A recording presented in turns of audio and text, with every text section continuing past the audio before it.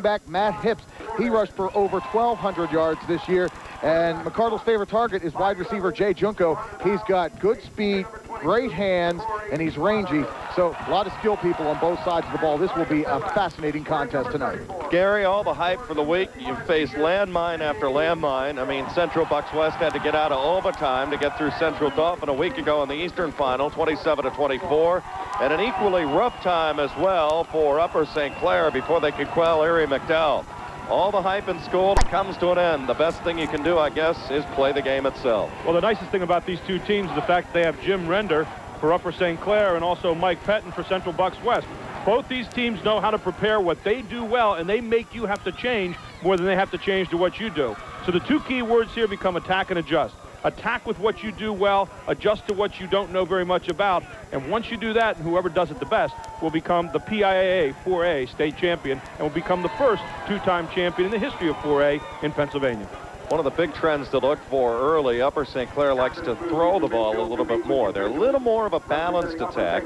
As you see the Upper St. Clair captains going out to center right now. Ken Rodwitz there. Let's listen in on the officials out at midfield and see how this is all working out. The PIAA commemorative coin. The PIAA is the head. The opposite side is the tail. St. Clair's going to call the toss for the visitors. Real lots, Mr. Sullivan can hear you. If I drop it, we'll do it again. Heads is the call, it is a head. St. Clair's won the toss. Okay, it's going to defend, back to the goal balance.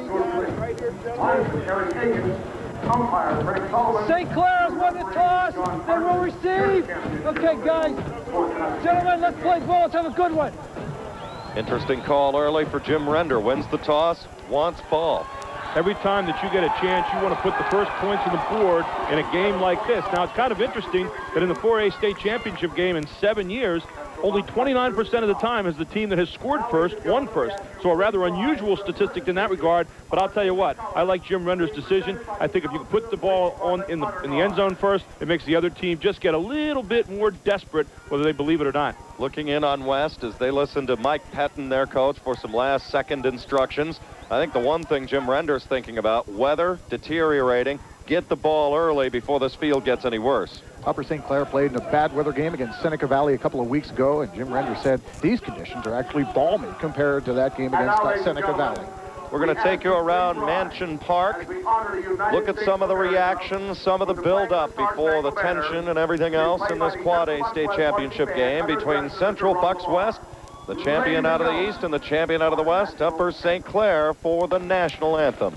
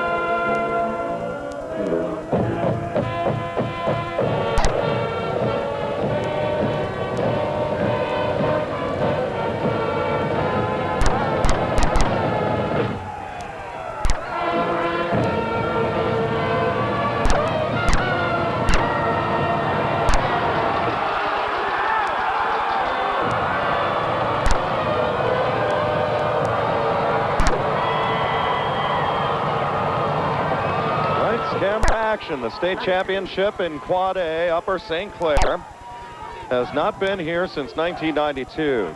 Got run over by Cumberland Valley that evening. Central Bucks West checked into the Heartbreak Hotel in 1993, losing a 14-0 lead and getting beat at the wire when Eric Kasparowicz hit Chris Fiola of North Hills with 25 seconds left, and then hit a two-point conversion from there, and West lost 15-14. Clean slate, new players this time around. Dave Armstrong, we'll call his name all night long. One of the top recruits not only in Pennsylvania but in this half of the country, playing fullback and outside linebacker. on his way to the University of Michigan. I'll tell you what kind of workhorse this Dave Armstrong is. In the second half of the game with Cumberland Valley, which was their season opener, Dave Armstrong carried the ball 22 times. That's in the second half alone, and they turned around a 6-0 deficit and won that game. They are ready to go, and it's a short kick. It'll skip. Comes right to Matt Mortz. Mortz across the 20, good hole, and spins to the 31. Pretty good return, good field position. The field, it is slick. Footing will be very interesting. Here's how it's going to line up. Quarterback Mac McCardle, everything starts with him. Number 3, the tailback, Matt Hips, who gained over 1,200 yards this year. Fullback is Ryan Wilson. Matt Mortz is the flanker. Here you see the offensive line. Rockwitz, Matt Kale, Welch, and Ryan White. Rodwitz is outstanding, 6'4", 280-pound senior Division I prospect. Central Bucks West runs a 4-4 defense, high formation behind McCardle. They'll go right to the ground. This is going to be Matt Hips. He's a senior, and he is burrowed under. CB West loves to gang tackle. Tackle is made by Jack Shackleton. And here we're looking at the defensive unit for the Central Bucks West Bucks. Picotti and Greg Ward man the defensive end spots. The tackles are Brian Buckley and Nick Crognale. Linebackers are Kinsel, Armstrong, and Jack Shackleton. Shackleton on the last tackle. High formation, gain of 3 for Hips on first down. Favorite target, we'll be calling his name an awful lot, is Jay Junko, number 88 for Upper St. Clair. Pitch goes to Hips again, trying to find room to the outside, gets the seam, takes a spin to the 38-yard line. It's a gain of 5. He'll be a couple of yards short of a first down. Upper St. Clair head coach Jim Render likes to establish the running game very early on with Matt Hips, as you've seen, and Mac McCardle on bootleg plays. CB West defensive secondary. The safeties are Blumberg and Corey Potter, the quarterback, also doubling up as a free safety. The corners are Chris Ortiz and Dave Titus. Jacob Blumgren, his brother Travis, the quarterback, and the option attack a year ago at Penn State redshirting, will project into the secondary there down the road. Mac McCardle on 3rd and 2. McCardle, play action, looking, throwing, got a man, caught, first down, Upper St. Clair. It's Jay Junko, most expected to go to the University of Pittsburgh. There you see him talking to Jim Render. Let's see it again. We see Jay Junko uses his size. He's 6'4". He's a senior. As Jed said, he's probably off to the University of Pittsburgh. He kind of laid out for that ball. It was perfectly thrown by McCardle. Good enough for first down for Upper St. Clair. Yes, there is snow on the field. Yes, the white lines are slickerier than the green part. There you see the short fullback Ryan Wilson for Upper St. Clair. The motion man at this particular point is B.J. Rankin. Quick handoff, Hip across midfield to the West 49-yard line. Shackelford is in on the stop again. Shackelford will call his name an awful lot. Also Nick Crognale, 6', 230-pounder. Here you see Hip coming through a nice-sized hole. Gary Sutton, if you're a head coach, you're looking at first down yardage, and right now Upper St. Clair seems to be getting substantial first down yardage. You want to get 6 and 7 yards every time on first down. Make those next 2 downs option-type downs. You can do some different things. Gain of 6 on first down to the West 49-yard line. Hip, second man through again. Big hole. Has 5, has 10, into the secondary, and all the way down to the West 32-yard line. A gain of 17, and boy, they really ran behind Big Rodwitz that time, and he blew him wide open. Oh, yes, the big holes are opening up, and this is a nightmare for Central Bucks coach Fett, because if Jim Render of Upper St. Clair can establish this running game, as you can see, Upper St. Clair is controlling that line of scrimmage, big holes for the running game. They can control and open up that running game, then that enables Mac McCardle to do a lot offensively, and he doesn't have to go through the air. Rough night to throw.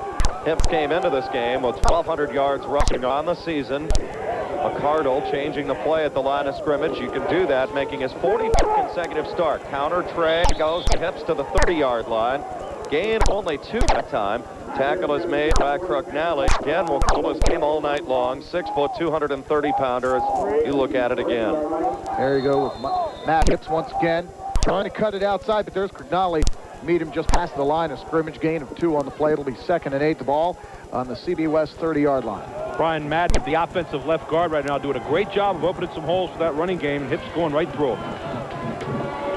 It'll be Hips again. They'll try and get to the outside with him. Hips still on his feet, has the corner, slices through across the 25, close to another Upper St. Clair first down.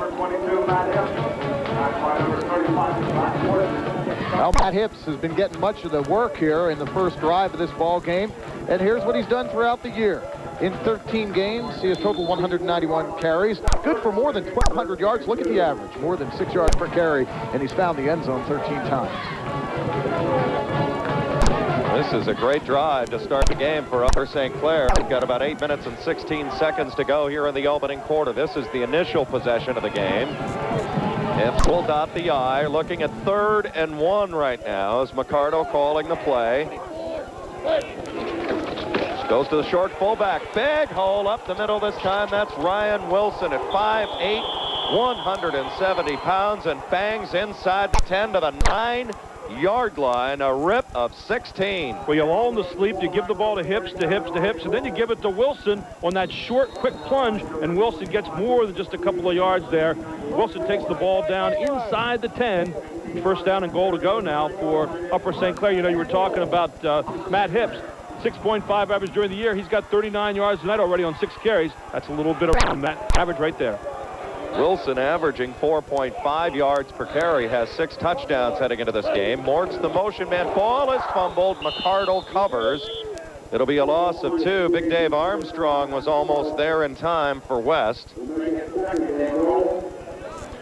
This drive has already taken 4.5 minutes off the clock, so if nothing else, Upper St. Clair has used enough of the clock. They don't want to keep this Central Bucks West offense off the field. They do want to keep Dave Armstrong off the field offensively. Of course, he's a linebacker defensively, and that's where they want him to expend most of his energy on the defensive portion of the ball.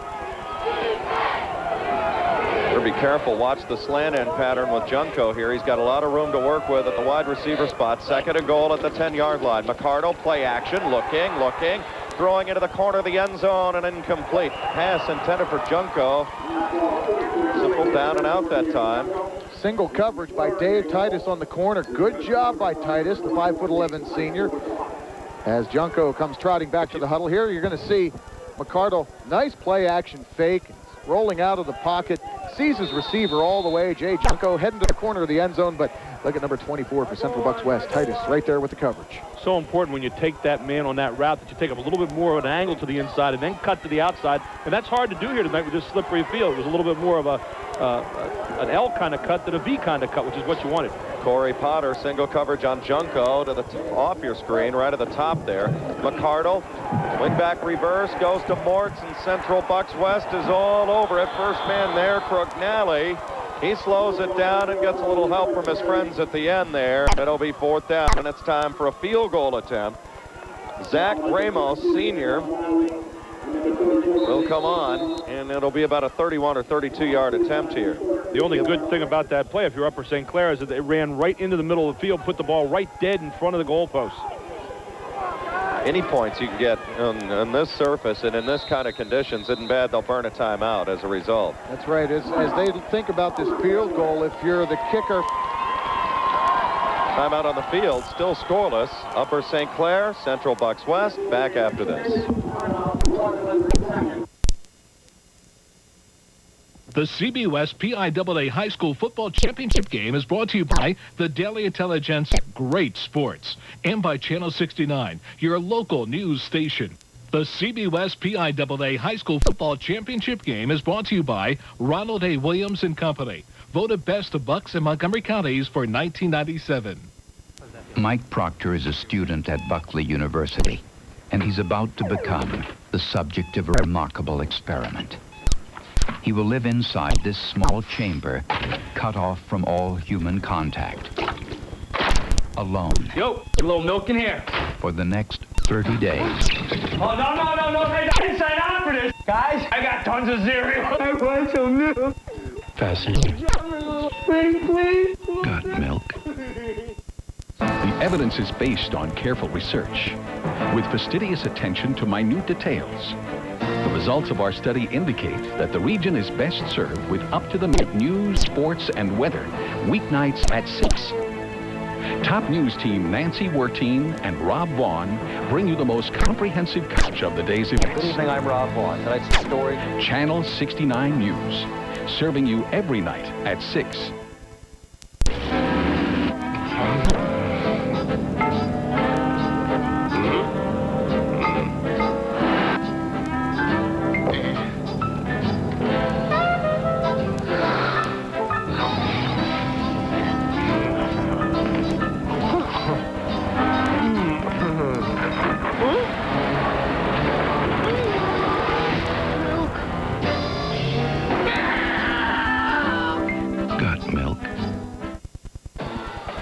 Welcome back to Mansion Park. Jed Donahue along with Mark Shuey and the coach Gary Sutton. Good to have everybody watching on WFMZ in Allentown and Adelphia Cable in the Pittsburgh area. Zach Ramos will try a 30-yard field goal. Snap is up. Kick is blocked. Still on the ground. The kick is blocked. Did not see who got in there.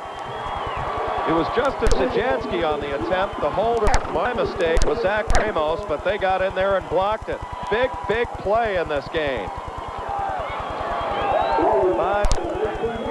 There we're going to see the block again. There's great penetration here from Central Bucks. It's Dave Armstrong. Look at that. Dave Armstrong blocked it with his elbow. He could really fly up there. He's 250 pounds, and he really got up there. Blocked it with the more or less upper portion of his arm, the elbow or shoulder area. A chance to see West on offense for the first time. Big Dave Armstrong carries, and boy, you better get a couple of guys in on him. Mentioned his size. He's a monster, 6'4", 255 coming into this game. You're going to get a lot of different looks from Central Bucks East when they line up, but it all comes back to the same thing. It's usually Armstrong right or Armstrong left, and Corey Potter can run as well. Corey Potter on the season, 118 carries for 918 yards out of his quarterback spot. Scott Warden is the other back.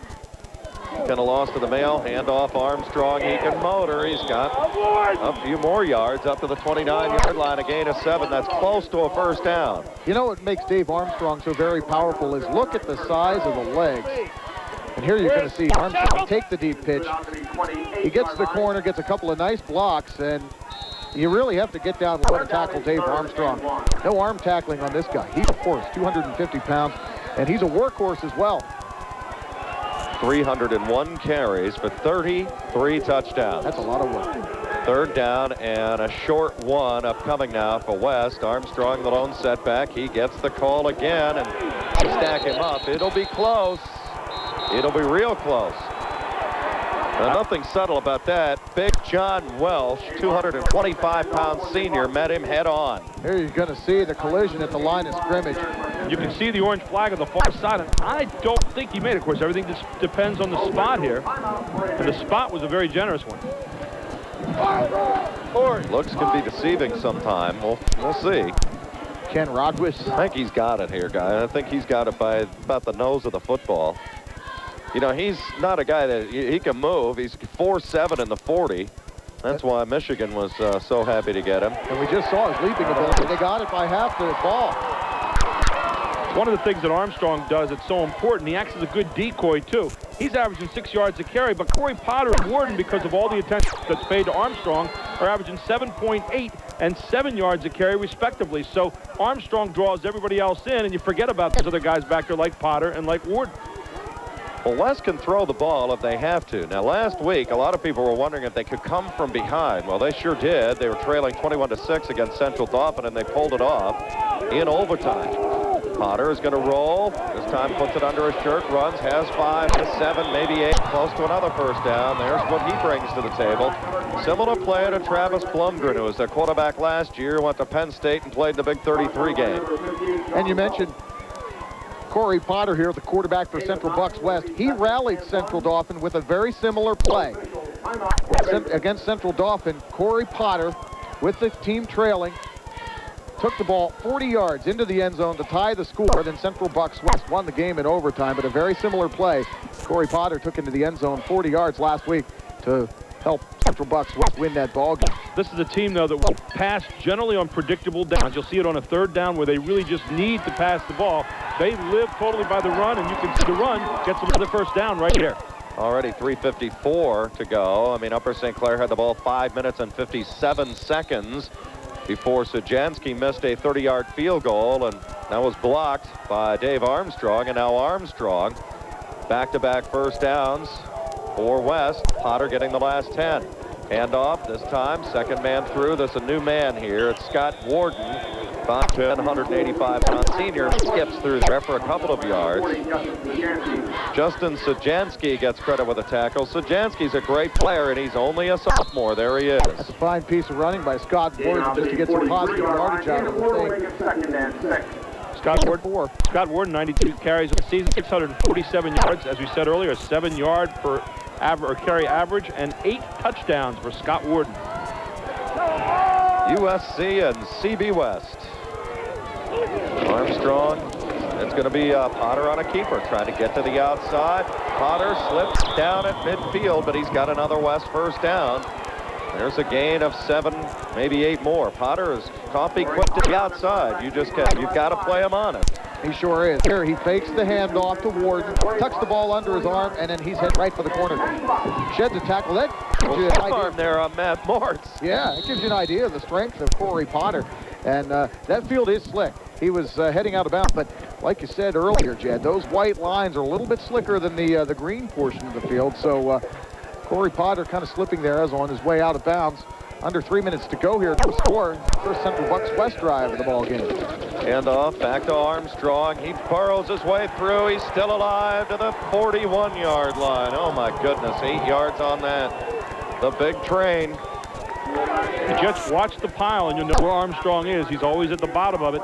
We saw it last week against Central Dauphin. You can see it 14 games this season, 297 carries, 1,992 yards, 6.7 yards per carry, and only 35 touchdowns. Tough season for Armstrong. That'll put him, he's over 2,000 on the year now. Wasn't there a Jack Armstrong at one time? Was a real hero? I'll tell you, you look at Michigan, they are thrilled to have him. They're one of the reasons why Michigan's a top 5 recruiting class already. Potter to the short side, skips across, still going on his feet. Potter still alive, 20, step back move, 10, all the way down to the 7-yard line. A gain of 35, and West is knocking on the door. An impressive drive, and Potter showing his extra effort. How he stays on his feet here, I don't know. Here you're going to see quarterback Corey Potter, and he comes around. Good seal block there on the outside. Look at that. Actually thought he stepped out of bounds right there, but no, he didn't. Watch him keep that foot in bounds just to keep the balance on that field. An incredible run by Corey Potter, the quarterback. You know, Corey Potter grew up 2 minutes from the school, Central Bucks West. And he remembers guys like Rob Sweat, Matt Cincini, great Central Bucks West players, and he always dreamed of being in this spot. He's here today, and Altoona playing for the Quad A championship. They got the ultimate red zone buster in Mr. Armstrong, and I think West has called timeout. We'll wait and see what the official verdict is. Ball is at the 8-yard line. Is that a penalty?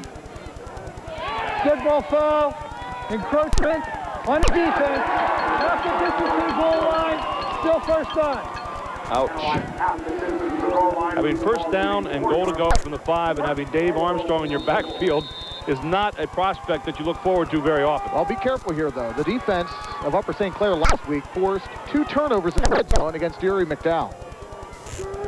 Armstrong, mentioned, just going to get the carry. Armstrong to the outside, little stiff arm, touchdown. West is out in front. Armstrong, the final 4 yards. That is a scary, scary look if you're the USC defensive staff right there as he goes to the outside. I'll tell you what, Dave Armstrong, you get the idea that he could have taken Mac McCardle all the way to the Pennsylvania Turnpike as Armstrong just bowled his way into the end zone, held McCardle off on the stiff arm for about the last 5 yards of that run as Central Bucks West draws first blood. Touchdown run from who else? Dave Armstrong. You see a happy 36th of the year. Ellis at this point.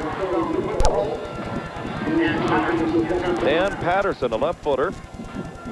To hold is Bill Stone. The kick is up, and it is good. 1:27 remaining in the open quarter. An impressive drive for Central Bucks West. Capped off by a 4-yard run by Dave Armstrong. Both teams showed that they can move the football.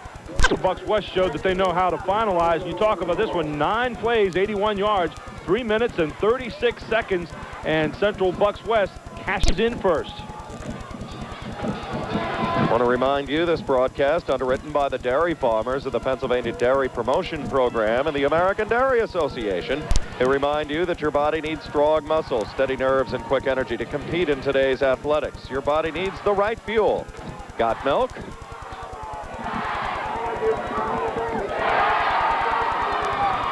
Looking at the back, I believe, of Mike Pettin, the head coach of Central Bucks West.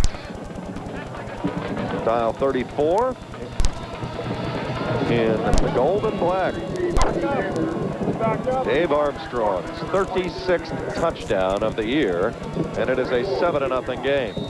Kicking off, Greg Ward for West. Skips it along the magic carpet. Comes out to Matt Mortz. Mortz had a return last week, finds the 30 and chopped down to about 32. Similar starting spot as their last drive. They had 5 minutes and 57 seconds worth the last time. As you look at Matt Mortz going back to the huddle, he'll be a favorite target of Mac McCardle as the day wears on. Here you're going to see the kickoff once again. This is by design, these squib kicks, because 2 reasons. The ball is very hard, the ball is very tough to pick up, and number 2, the field is very slick, and it's getting slicker as the temperature falls. B.J. Rankin into the game at a wide receiver position. High formation behind McCardle. USC can do a little of this, little of that. Now they run hip, nowhere to go, nowhere to hide. First man there for West. One of them's John Torr. Make that Bobby Browser, or Bowser rather. Here you're going to see it again. Here's big number 52. Crognally's been on a lot of plays. Under a minute to go in this first quarter. They lost a yard back to the 31-yard line. So here comes Upper St. Clair. USC in their first title tilt since '92. West is in it for the first time since '93. The winner, the first 2-time champ, as Marcus mentioned. Bottom end of the first quarter. McCardle back again on play action. Looks, throws. Incomplete, intended for Rankin. That may have been tipped on the way through. There were 2 USC receivers in the general vicinity. But that Rankin was tipped. Yeah, looks, Mark. Rankin was the up man, and Junko was deep. As you look at the Central Bucks West sidelines, and there's one of the things that's got to impress you guys about Mac McCardle is the arm strength. My goodness, he stands up. So many times you see a high school kid, and he seems to be kind of pushing it out there. Not Mac McCardle. He winds it up and lets it go. 3rd and 11 at the 31. Mortz, the motion man, joining Junko. McCardle back again. Blitz is coming. McCardle running for his life. Throws it on the run. Incomplete. Oh, that had danger written all over it. McCardle showing a lot of pause just to get rid of it.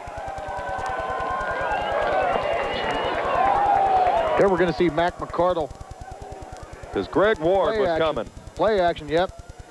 Missed a block, and here came Crognally, Greg Ward. And he just gunned that one out of bounds.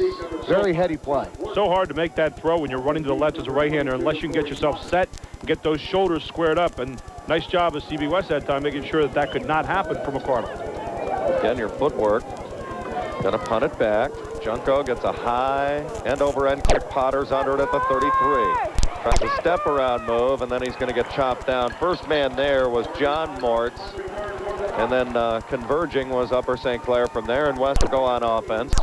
Final seconds here of this first quarter of play. 7-0. 9-play, 81-yard drive, capped off by a 40-yard run by Armstrong. As for the Bucks, the touchdown advantage early. And Jeb, without sounding too simplistic right here, the most important possession of the game right now for Upper St. Clair. The fact that they've now got to put a defensive effort in there after just getting stomped on the last time out. It's tough to go 3 and out. Armstrong the lone setback. Now he's joined in the backfield by Scott Warden. Potter under center. Hand off. Armstrong again to the outside. Armstrong's got 5, and he's got about 6 or 7, maybe even 8 or 9. Depends on spot. He slid about 3 yards there. What a Here load. you're going to see this bull, Dave Armstrong, just turning the corner, putting his head down, and picking up about 6 yards on this carry. 2nd and 4 as the first And that'll be the end of the first quarter of play. Timeout on the field. Our score at the end of 1. Central Bucks West 7, Upper St. Clair nothing. Back with more from Mention Park after this timeout. The CB West PIAA High School Football Championship game is brought to you by the Daily Intelligencer, Great Sports, and by Channel 69, your local news station. Can I get some milk, please? She got the last one. Excuse me, I'll be right back, okay? We need 2 specials. All right, let's not take half of it. Huh? You become sweet in my mouth. Ooh. And I know you're gonna. Oh, yeah. Hi, sweet. Got milk? Check, please. Kristen Roberts of Exeter High School is this week's Channel 69 Academic All-Star. Roberts is 8th in her class with a grade point average of 4.5. She runs cross-country for the Eagles, and while she's still undecided on college, she says she wants to work in the field of exercise science. Congratulations to Kristen Roberts. The Academic All-Star program highlights high school students with good athletic endeavors and scholastic achievements. Sponsored by Churchman Business School, business education at a pace for the 90s. And by Wave Technology, your logical PC choice. Watch for a new Academic All-Star Thursday night at 6. The CB West PIAA High School Football Championship game is brought to you by the Daily Intelligencer, Great Sports, and by Channel 69, your local news station. Welcome back to Mansion Park. Jed Dutz is probably the best guy in the house right there wearing the mascot. Temperatures at game time, what, 21 degrees, a little blustery. Least favorite job in August, most favorite job in December. Absolutely. Gary, you mentioned right before the first quarter ended that a trend is developing where Upper St. Clair and their skill people are on the field way too often on the defensive side of the ball. We'll expand upon that after the 2nd and 5 play. Into the ball game for West, Mario Polina. Potter on a keeper. Potter's got positive yardage. Boy, he's a tough back. And he's got another West first down to the USC 45-yard line, and there was a player hurt for West. Here's Corey Potter, quarterback, tucks the ball in, gets positive yardage, picks up first down yardage, and it may be a face mask at the tail end of the field. I'm not sure. But we were talking, Gary, early about Corey Potter, Dave Armstrong. These guys go both ways for Central Bucks West. Not to interrupt you, Mark. There's that play one more time. I think it was a broken play. I think he actually was supposed to hand that ball off either to Armstrong or another back, and actually it was a broken play, and he makes good out of it. Still turned it into first down yardage. And as you were saying, Mark, you know, you're trying to keep, since most players in high school play both ways, you're trying to keep that offensive team on defense a long time. And if ever there were an offense designed to do that, CB West has it here with Mike Pettin, because they can just motor down the field. They hit you 3 and 4 plays for a first down every single time to keep the clock rolling as well, and they keep you out there getting worn out and not getting a chance to do your skill job. That's exactly right. CB West coach Mike Pettin, he wants to see Dave Armstrong and Corey Potter out there offensively as a quarterback and fullback, respectively, whereas Mac McCardle, who doubles up for Jim Render's USC Panthers, he doesn't want to see him playing in the safety position. He wants to see him at the quarterback spot, expending his energy offensively. And that's a trend that is developing where Central Bucks West is using their skill people where they want them, on the offensive side of the ball. Players shaking up. 300-pounder Ben Carver. You hope he's all right.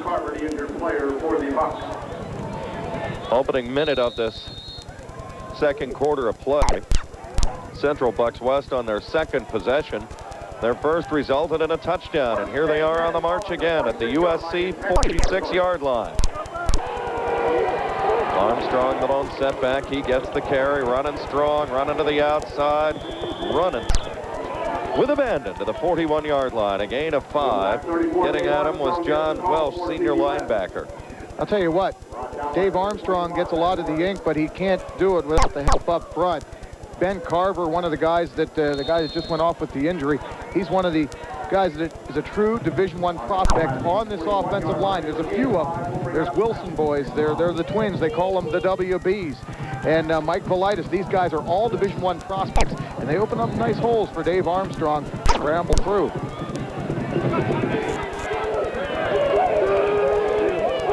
Ball at the 41. Armstrong again. Broken play. They may have taken too much time. We'll wait and see what the official verdict is. Penalty before the snap. Maybe some movement up there. This is going to be against West. False start on the offense. That's a 5-yard penalty, creating second down, I think about 15, or 10 rather. Back to the 46. You know, one of the interesting things about Armstrong when you watch him run, number 34 in black again, is you see Mike Pettin over on the far side. Make that that's Coach Render on the far side there, waving the finger. But is the fact that he looks over the line so well. When you're a running back, you don't see a lot of 6'4" running backs around. He looks over the line. He can pick his spot a little bit better than most running backs have the opportunity to do. Full house stack. Going to be Potter on a keeper. This time he's got a clear lane. All by himself. Going, gone. Touchdown. Corey Potter.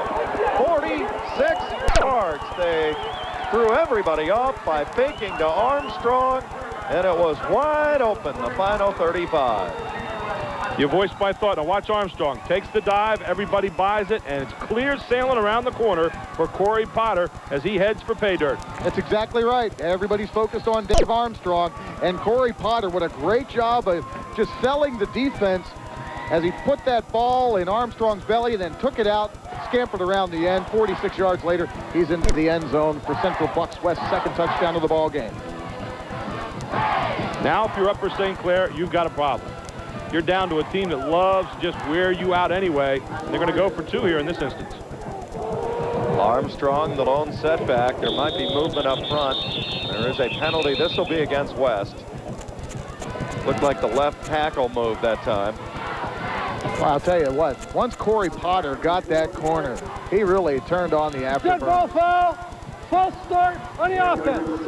We talk about Corey Potter here. He's having a first half that you dream about in the state championship game. 5 carries for 104 yards. Armstrong, 7 carries for 32 yards. And again, this is a team that's grinding it out on the ground. That's where they live. Timeout, CB West to talk over the extra point. We'll take a timeout as well. West is on the pedal, leading 13-0. Back with more from Mansion Park after this timeout.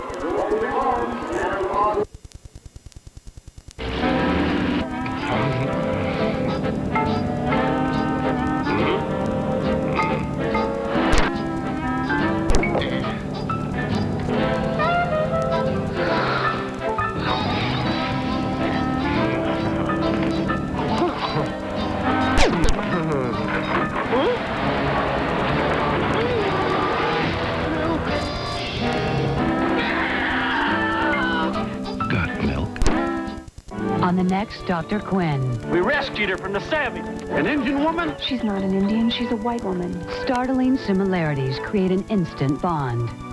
You and me. We are same. Yes, we are. And Sully falls victim to temptation. That woman's in love with you. Stop assuming things. My only problem is assuming that I'm the only one. On the next Dr. Quinn. Monday afternoon on Channel 69. As a service to our community, WFMZ-TV has teamed up with St. Luke's Hospital and Health Network to provide closed captions on every edition of Channel 69 News. The St. Luke's Health Network encompasses state-of-the-art, cost-effective healthcare facilities and respected physicians in Allentown, Bethlehem, Palmerton, and Quakertown. The Visiting Nurse Association of Eastern Pennsylvania, Pennsylvania Heart Institute, and the Eastern Pennsylvania Health Network are also part of St. Luke's comprehensive healthcare system. St. Luke's Hospital. Big city medicine, hometown care. Great Christmas gift. Kenny Rogers is coming to Stabler Arena, and Channel 69 wants you to be there. We're giving away VIP tickets, sweatshirts, and a giant teddy bear. For your chance to win, send us a postcard with your name, address, and phone number. Winners will be chosen by a random drawing on Tuesday, December 9th. Don't miss your chance to see Kenny Rogers in concert. Send a postcard to Channel 69 today. The U.S. PIAA High School Football Championship game is brought to you by the Daily Intelligencer, Great Sports, and by Channel 69, your local news station.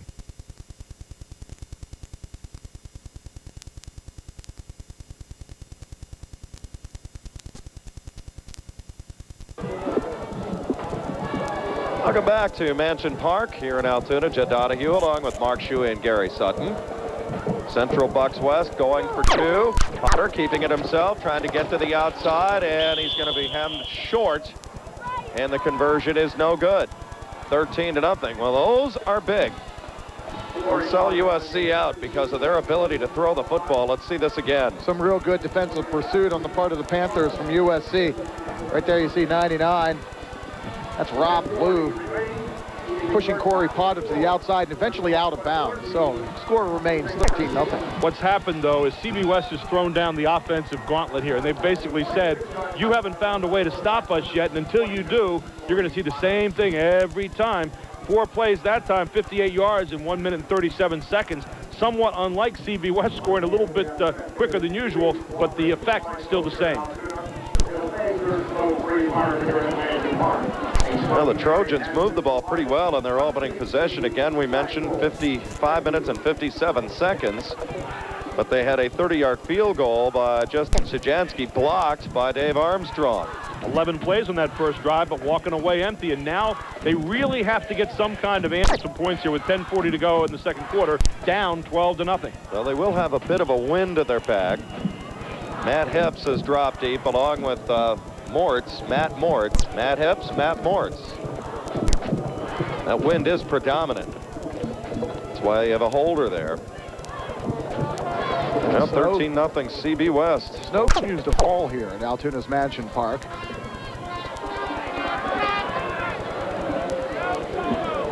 This is interesting. As they gather around Mike Pettin again. I don't believe anybody called a timeout. Maybe I missed it. Officials timeout. 10 minutes and 40 seconds remain here in this opening half. 13-0 the score. I'll tell you, Upper St. Clair, they seem to face adversity very well. They lost a ball game back on September 5th. North Allegheny beat Upper St. Clair 35-21.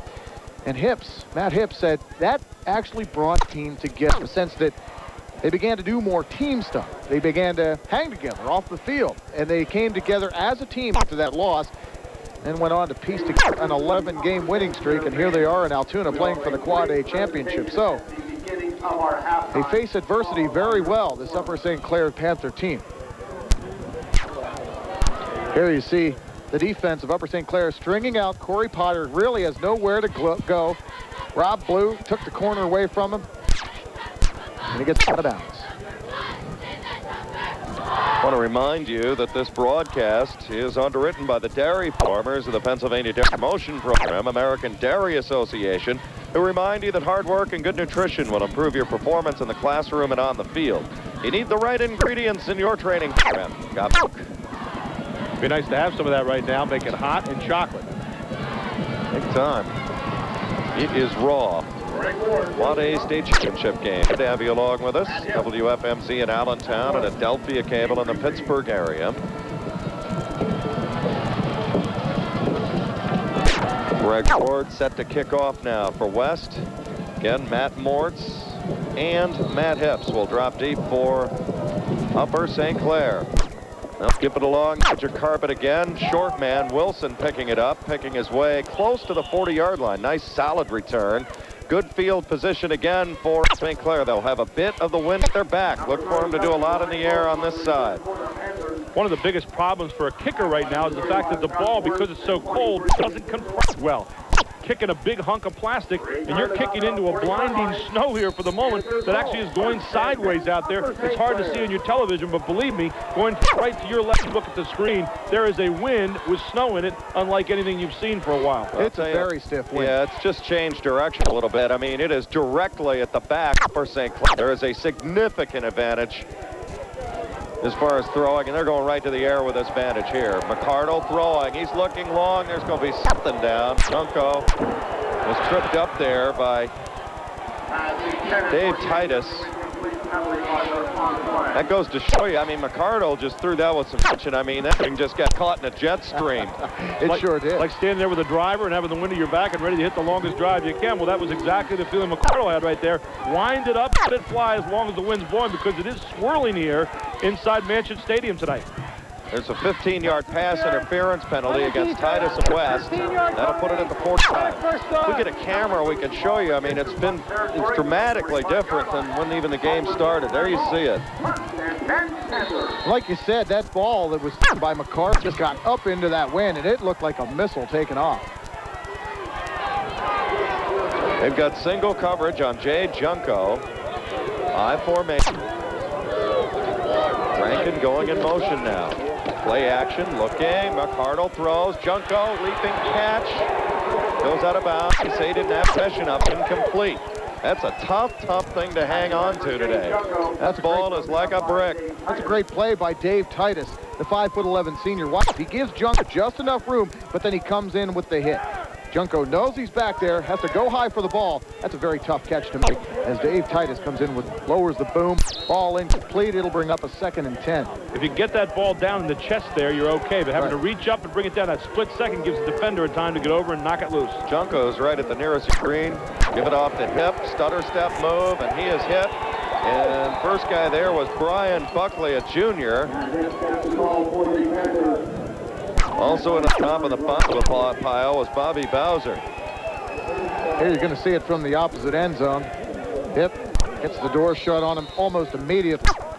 Remember the holes that Hips opened up in the first time they had the football? You've not seen any holes since then. And basically what CB West has done, at least for the moment, is to take away the ground and lead them with nothing but the passing game. Junko with single coverage again. He's at the top of your screen. He may be the hot receiver here. McCardle play action. Blitz is coming. No time to set up. Pass going hip. Oh, almost interception there by Craig Ortiz. He was right there. The ball sailed a little bit on McCardle as he's trying to gauge the wind. Okay, what you have is Central Bucks West has a lot of men in the box, and they're all coming. And here McCardle doesn't have much time. He took the drop. He just had to flip one out there, hoping that Hip's out there somewhere. He never knew where that ball was going to land. CB West defender was right there, went through his hands, but it'll bring up a 4th down situation. McCardle completed his first pass of the night, but he's missed his last 4. 4th and 10. Junko will try and play field position now. Gets it up there. End over end kick. Ball is fielded and good return underway here by Scott Warden. Warden to the outside 30. He's still going. Warden, an outstanding play, and he's got the ball all the way up to the 50-yard line. A return of 40 yards by Scott Warden. Coffee quick to the outside, and I'll tell you what, West is really taking it to him here in the early going. There you're going to see Scott Warden really does know what to do with this thing initially. It hit, and he's not sure whether to back away from it, but, well, he took the gamble, scooped it up, and then he cuts to the far sideline, eludes a couple of tacklers. There's the punter, Junko, making a dive for him.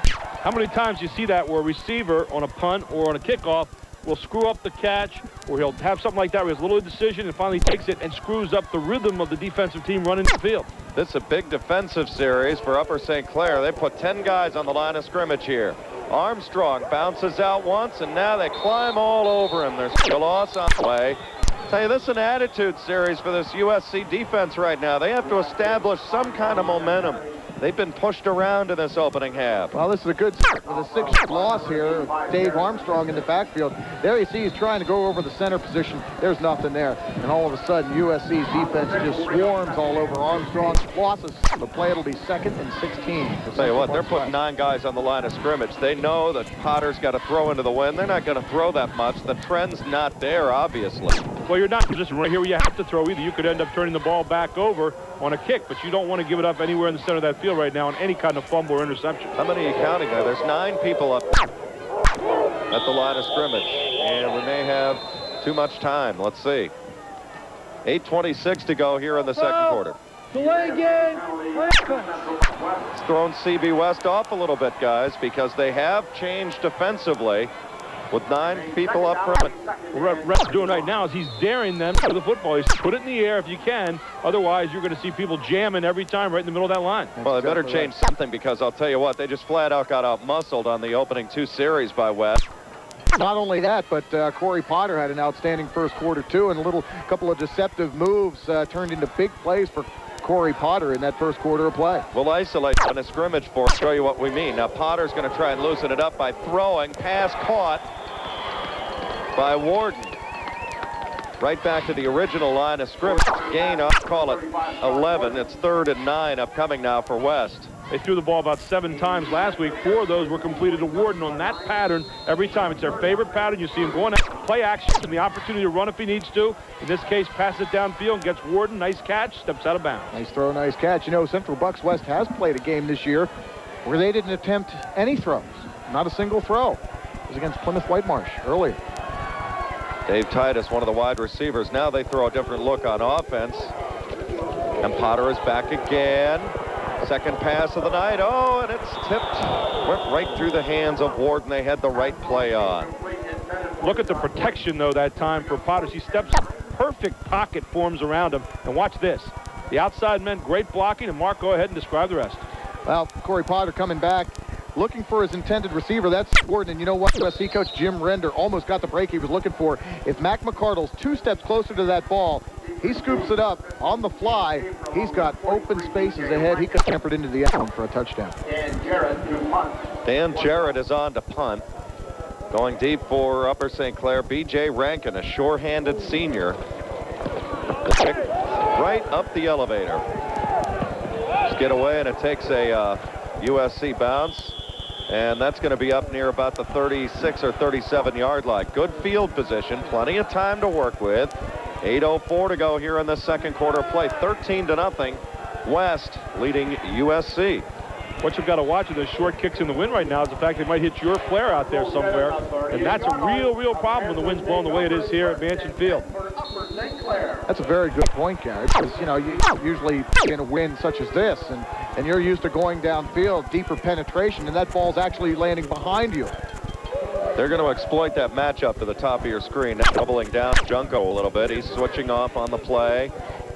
Upper St. Clair trying to climb. Quick counter to Ryan Wilson. Wilson can't get past Dave Armstrong to the 42-yard line. It's a gain 4. Boy, Armstrong, either way you want to go. He's got 3 helmets filled up with stickers, I think, this year. Just watch. Yeah, Dave Armstrong, even though he had a blocker right on him, there's the strength of Armstrong. I mean, they should just call him Dave Strong. His arm's strong, his legs are strong, his body's strong. He's a strong guy, and there you saw it. Even though he had a blocker on him, he still dragged down Ryan Wilson from behind. 2nd down and 6 now. Upper St. Clair working with the wind back in this second quarter, trailing 13-0. Pitch goes to the outside. This is Sujansky, the sophomore. Has 5, has 10. First down to the West 46-yard line. Good run. Justin Sujansky, he's a sophomore.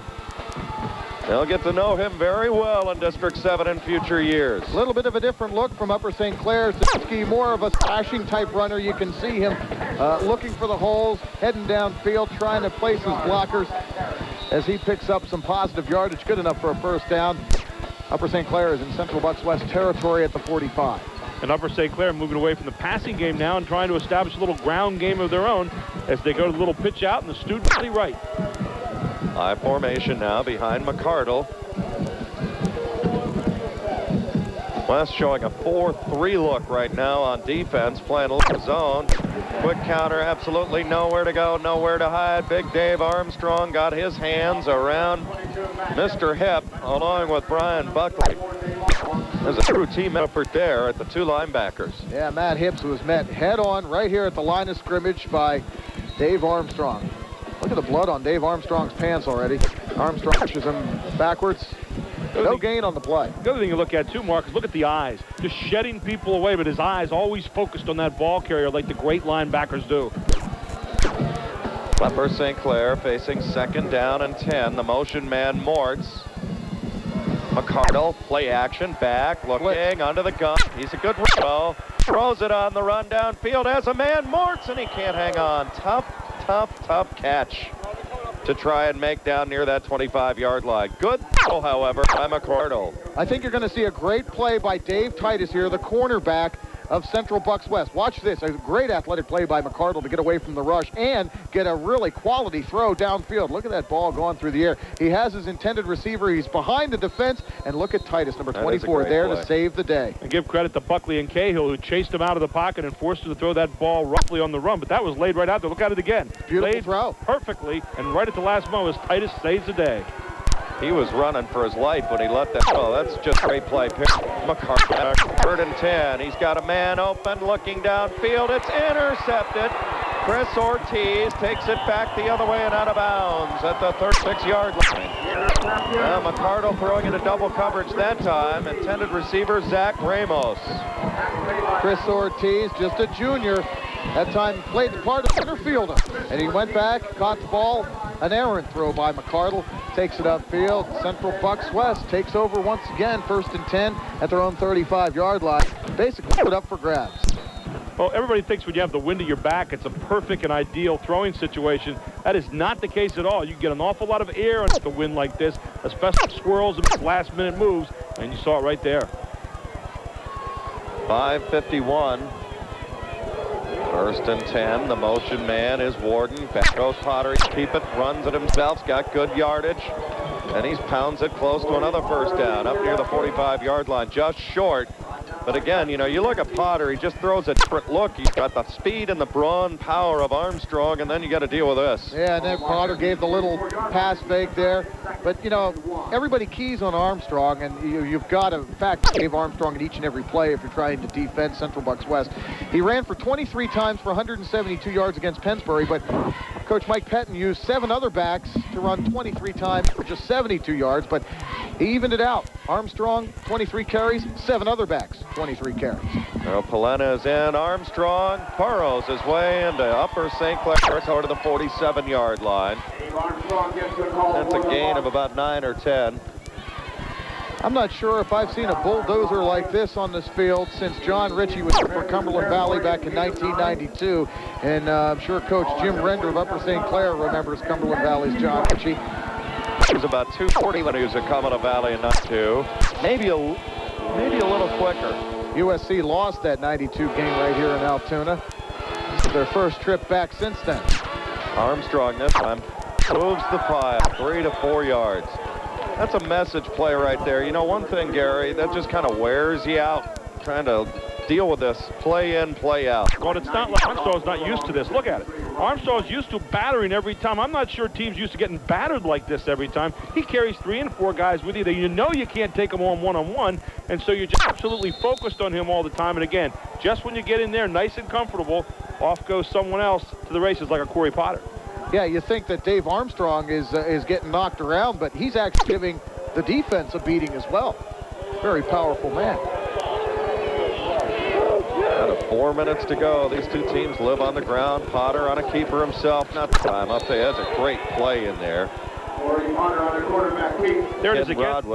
There it is again, though, Jed. They set you up the whole time with Armstrong, and then they come back with Potter again. A little bit of a rhythm to their game. Here's Potter with the play that he used for the touchdown a little while ago, and as you said, smelled it out that time. Watch at the end of this play, Corey Potter's leg gets snapped down.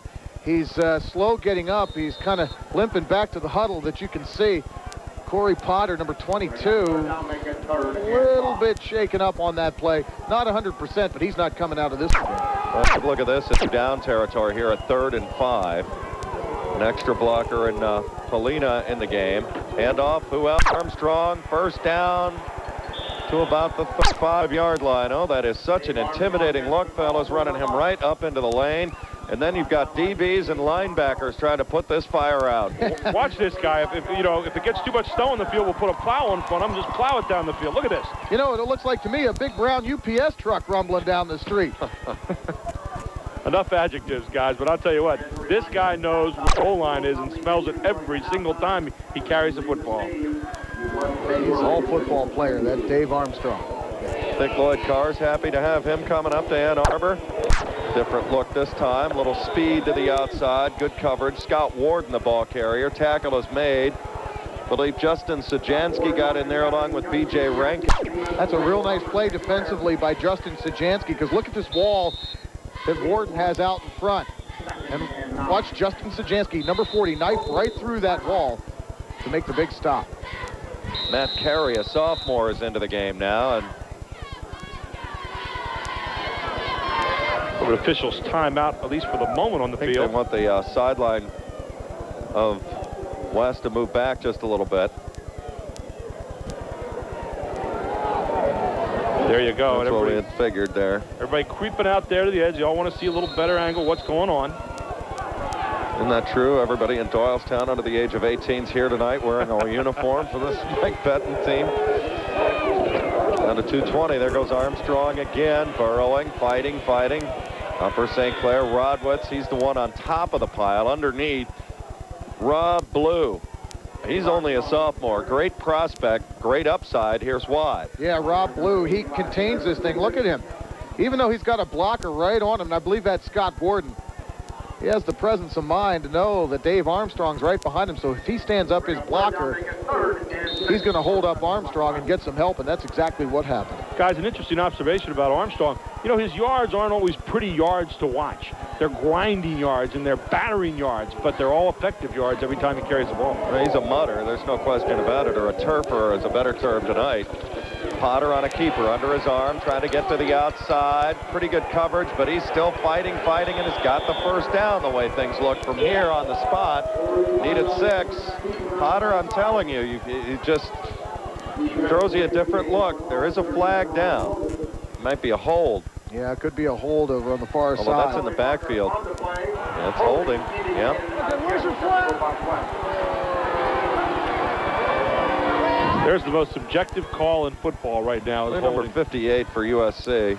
John Welsh, he's had a great first half, and he's also been taking the absorbing number 34 in the home uniform today for West, Mr. Armstrong. Holding.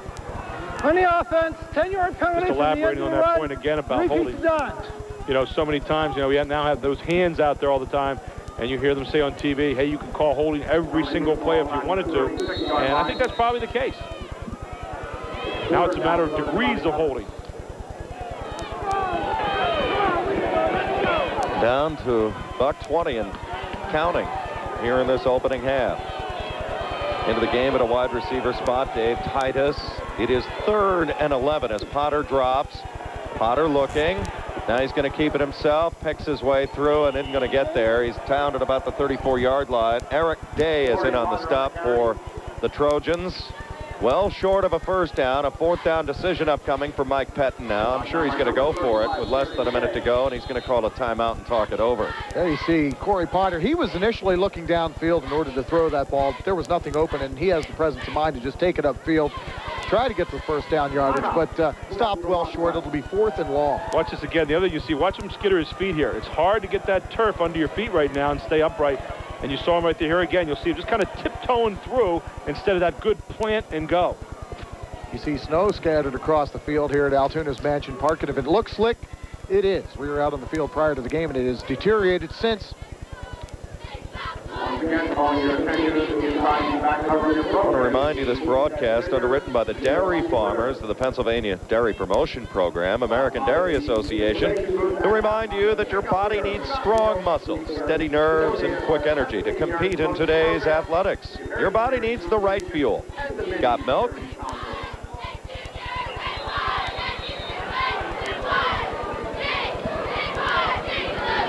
Chilly Saturday in December.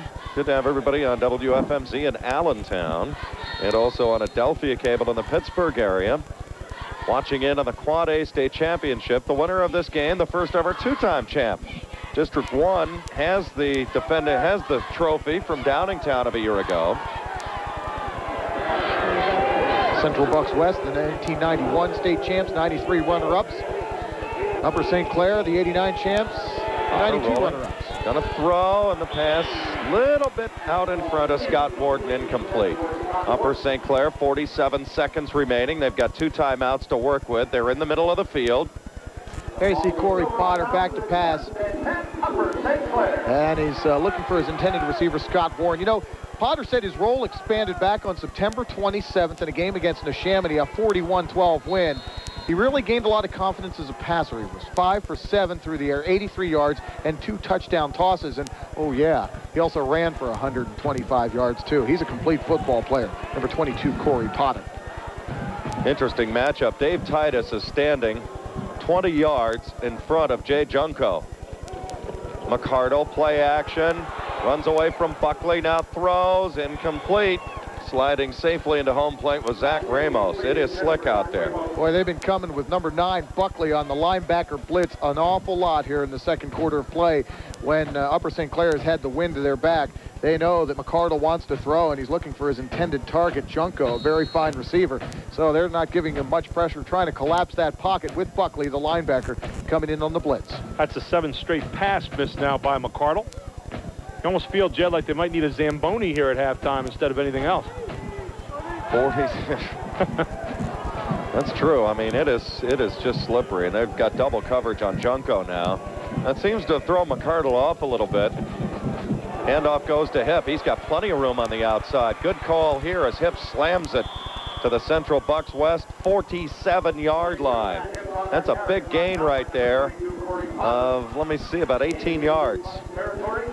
It really crossed them up because it looked like a passing down, and everybody was looking for the pass, and instead you see Hip coming right off the right side, and whammo, wide open. A couple of good blocks from the offensive line, and Hip had some open spaces. 18-yard gain. There's Junko, gets out of bounds. I think I called USC the Trojans earlier. Sorry about that. It's the Panthers. I knew that all along. So I apologize to the Pittsburgh people. But Junko is rangy, he's tall. He's 6'4", he's got good speed, and he's got great hands. That is not an easy catch to make. That ball is thrown high, and that's not an easy ball to grab right now, as cold as it is right now. Junko's a great wide receiver. The ball at the 34-yard line. The motion man is Chief Arnold. Oh, that's a great fake. Hip still got the ball inside the 25 to about the 23. Had me looking 2 different ways there. Here, Mac McCardle not only sold Jed Donahue on the fake, but he sold the Central Bucks West defense on the fake as well, as Hip takes it downfield for another big gain on the ground. It'll be 1st and 10 for Upper St. Clair at the Central Bucks West 22-yard line. You see the clock in the upper left-hand portion of your screen. That is time left in this first half of play. Central Bucks West holds a 13-0 lead. Strength of 2 first-quarter touchdowns. Well, Jim Render'd love to get some points before halftime. I mean, you consider that they got pushed around in West's first 2 possessions in this game. He's sitting pretty good if he can get on the board here going to the break. Well, the fire's roaring right now for CB West, but if you're Jim Render, you just want to kind of get the match and light a spark somewhere and get some kind of points, whether it's 3 or 7, and go in there with a little bit of momentum on your side.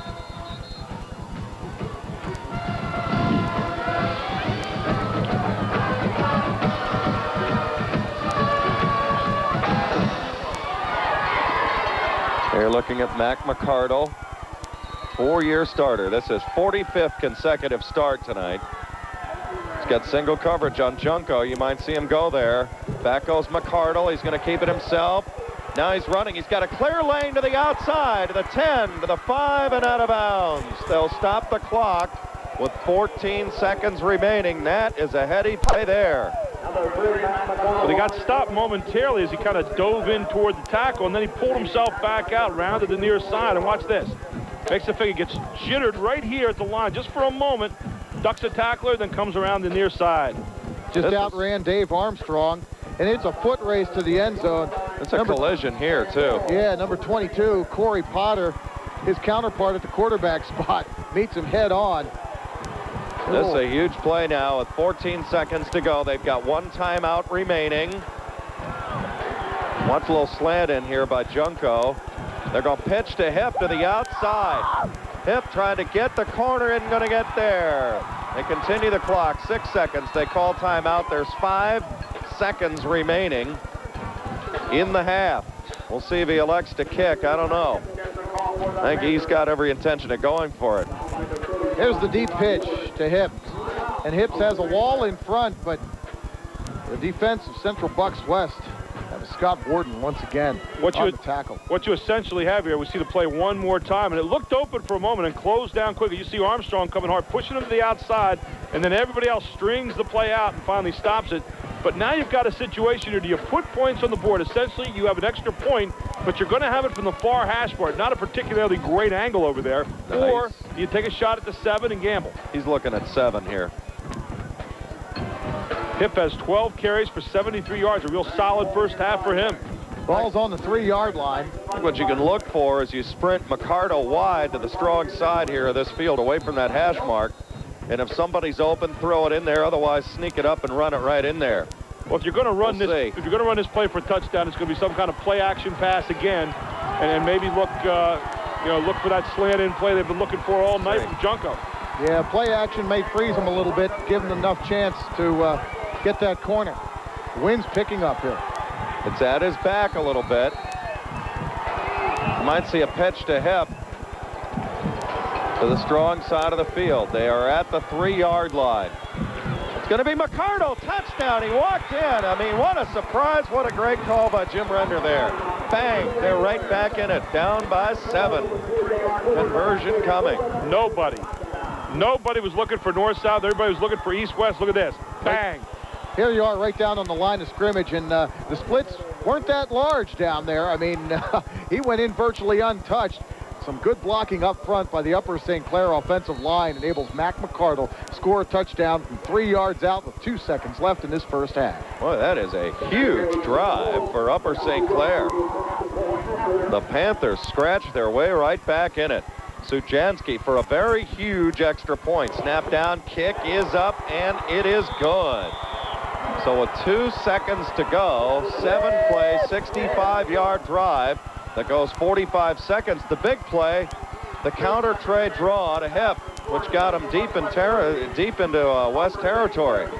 That really threw him off a little bit. And then, of course, Junko, the big catch. That was a nicely conceived drive.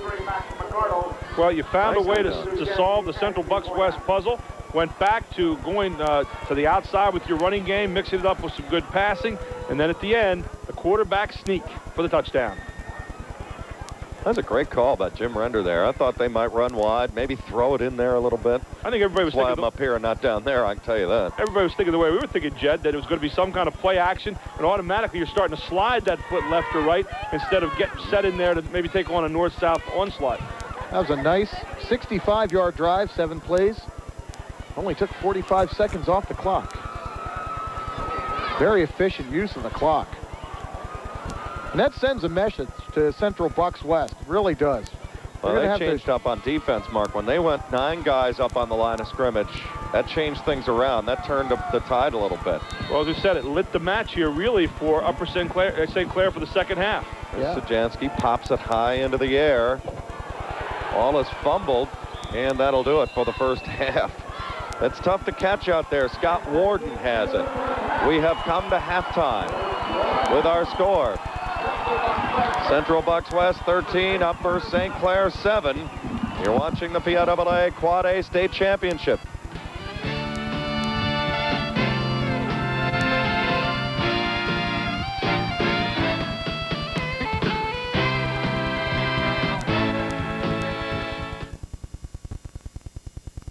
The CB West PIAA High School Football Championship game is brought to you by the Daily Intelligencer, Great Sports, and by Channel 69, your local news station. Mike Proctor is a student at Buckley University, and he's about to become the subject of a remarkable experiment. He will live inside this small chamber, cut off from all human contact, alone. Yo, get a little milk in here. For the next 30 days. Oh, no, I didn't sign on for this. Guys, I got tons of cereal. I want some milk. Fascinating. Drop me a little thing, please. Got milk?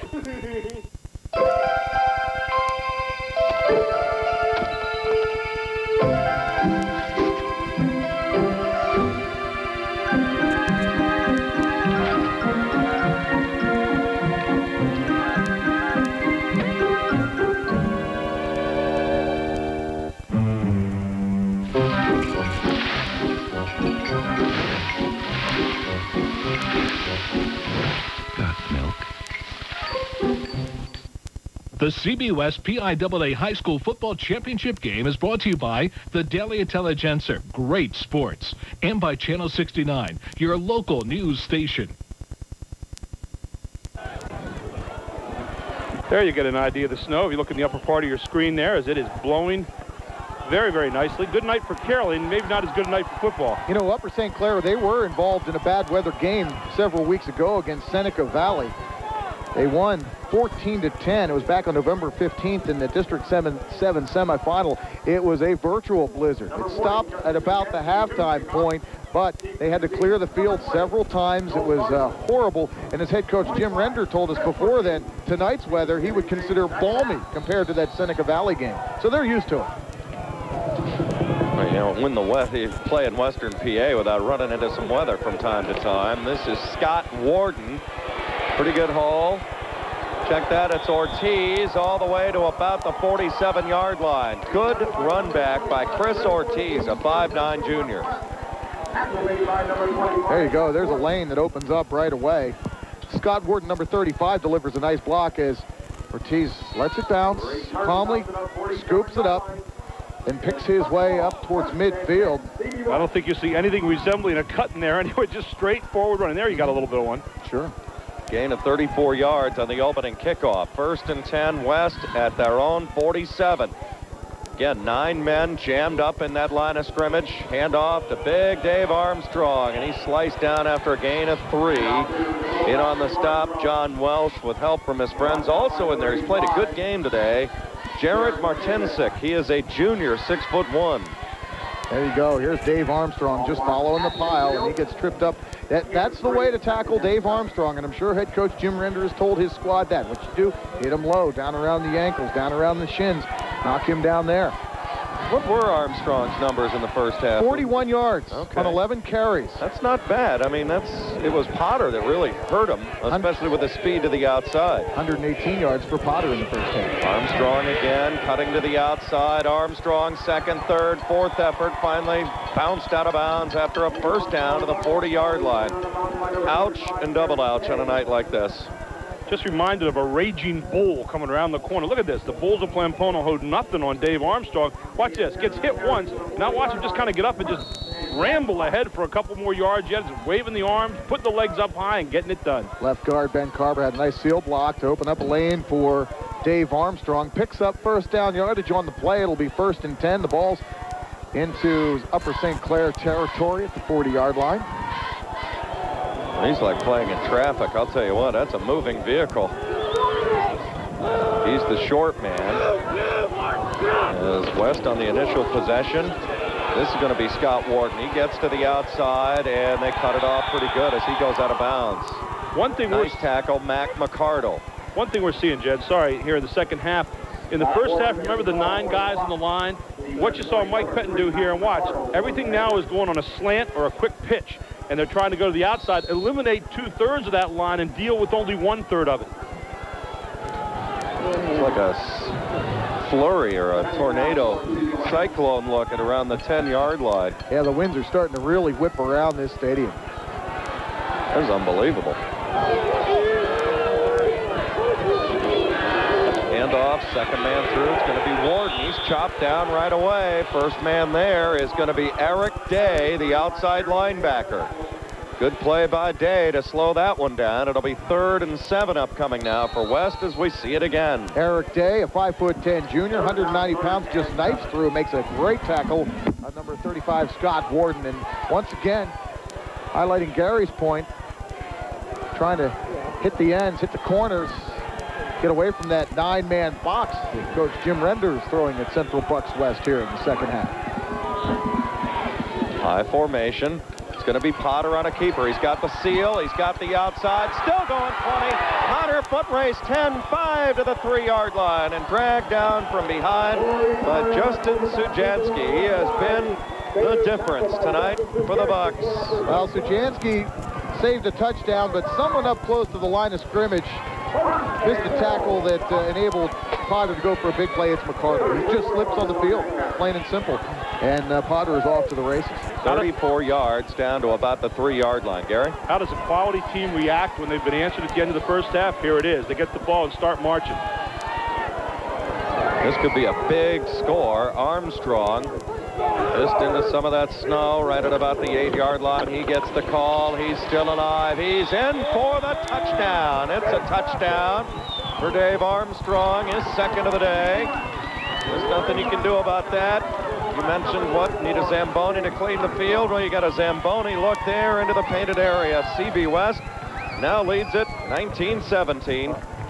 The simplicity of this is the fact that, again, they slanted Armstrong, which now leaves only about 2 guys that can deal with him. You only got 2 guys to bring him down. You're not going to get him. You need about 3 or 4 every time. That's when he goes into the center of the line. Here you see it again. Watch the slant. Comes off the near side. You got 2 guys to deal with him. They're not going to deal with anybody. Armstrong's into the end zone. And the one guy, Nick Kowalczyk, number 11, gives up 100 pounds to Dave Armstrong. He's only 160 pounds. Armstrong just bounced right off of Kowalczyk into the end zone for his 2nd touchdown of the ball game. West will go for 2. Potter looking. He's going to keep it himself. Potter trying to get to the outside. I think they've sealed the deal again. Mac McCardle leading the way. Potter's shaking up. Potter is shaken up. Timeout on the field. 9:13 to go, 3rd quarter. West takes the opening kickoff of the 2nd half and roars out to a 19-7 lead. You're watching the PIAA Quad A State Championships. Back with more in Altoona after this timeout. As a service to our community, WFMZ-TV has teamed up with St. Luke's Hospital and Health Network to provide closed captioning on every edition of Channel 69 News. The St. Luke's Health Network encompasses state-of-the-art, cost-effective healthcare facilities and respected physicians in Allentown, Bethlehem, Palmerton, and Quakertown. The Visiting Nurse Association of Eastern Pennsylvania, Pennsylvania Heart Institute, and the Eastern Pennsylvania Health Network are also part of St. Luke's comprehensive healthcare system. St. Luke's Hospital. Big city medicine, hometown care. Kristen Roberts of Exeter High School is this week's Channel 69 Academic All-Star. Roberts is 8th in her class with a grade point average of 4.5. She runs cross country for the Eagles, and while she's still undecided on college, she says she wants to work in the field of exercise science. Congratulations to Kristen Roberts. The Academic All-Star program highlights high school students with good athletic endeavors and scholastic achievements. Sponsored by Churchman Business School, business education at a pace for the 90s. And by Wave Technology, your logical PC choice.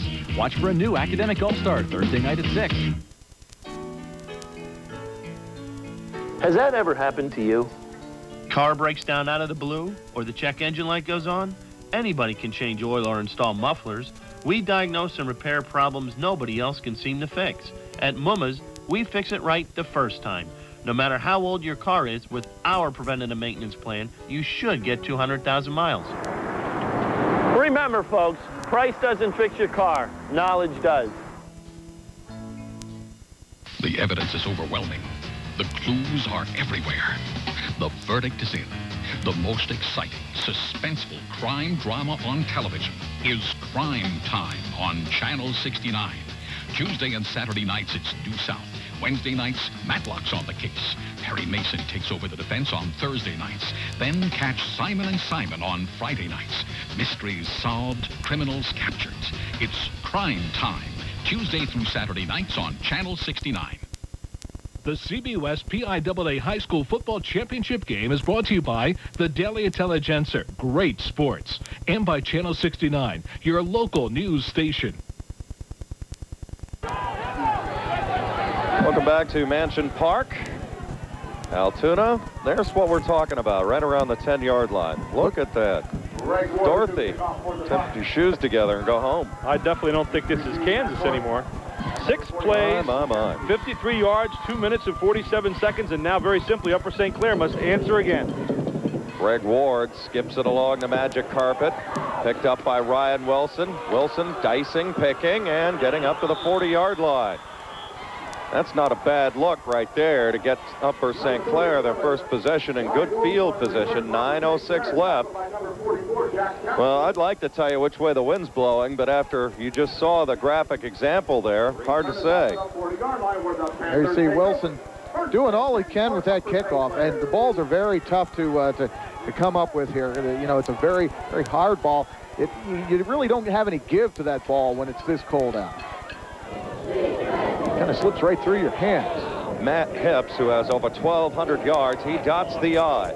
Jay Junko had a big catch in their touchdown drive toward the end of the first half. Handoff Wilson, big quick counter. He's got about 5 or 6 before he's wrapped up by Dave Armstrong. That's a nice play on a night like this. Nothing fancy.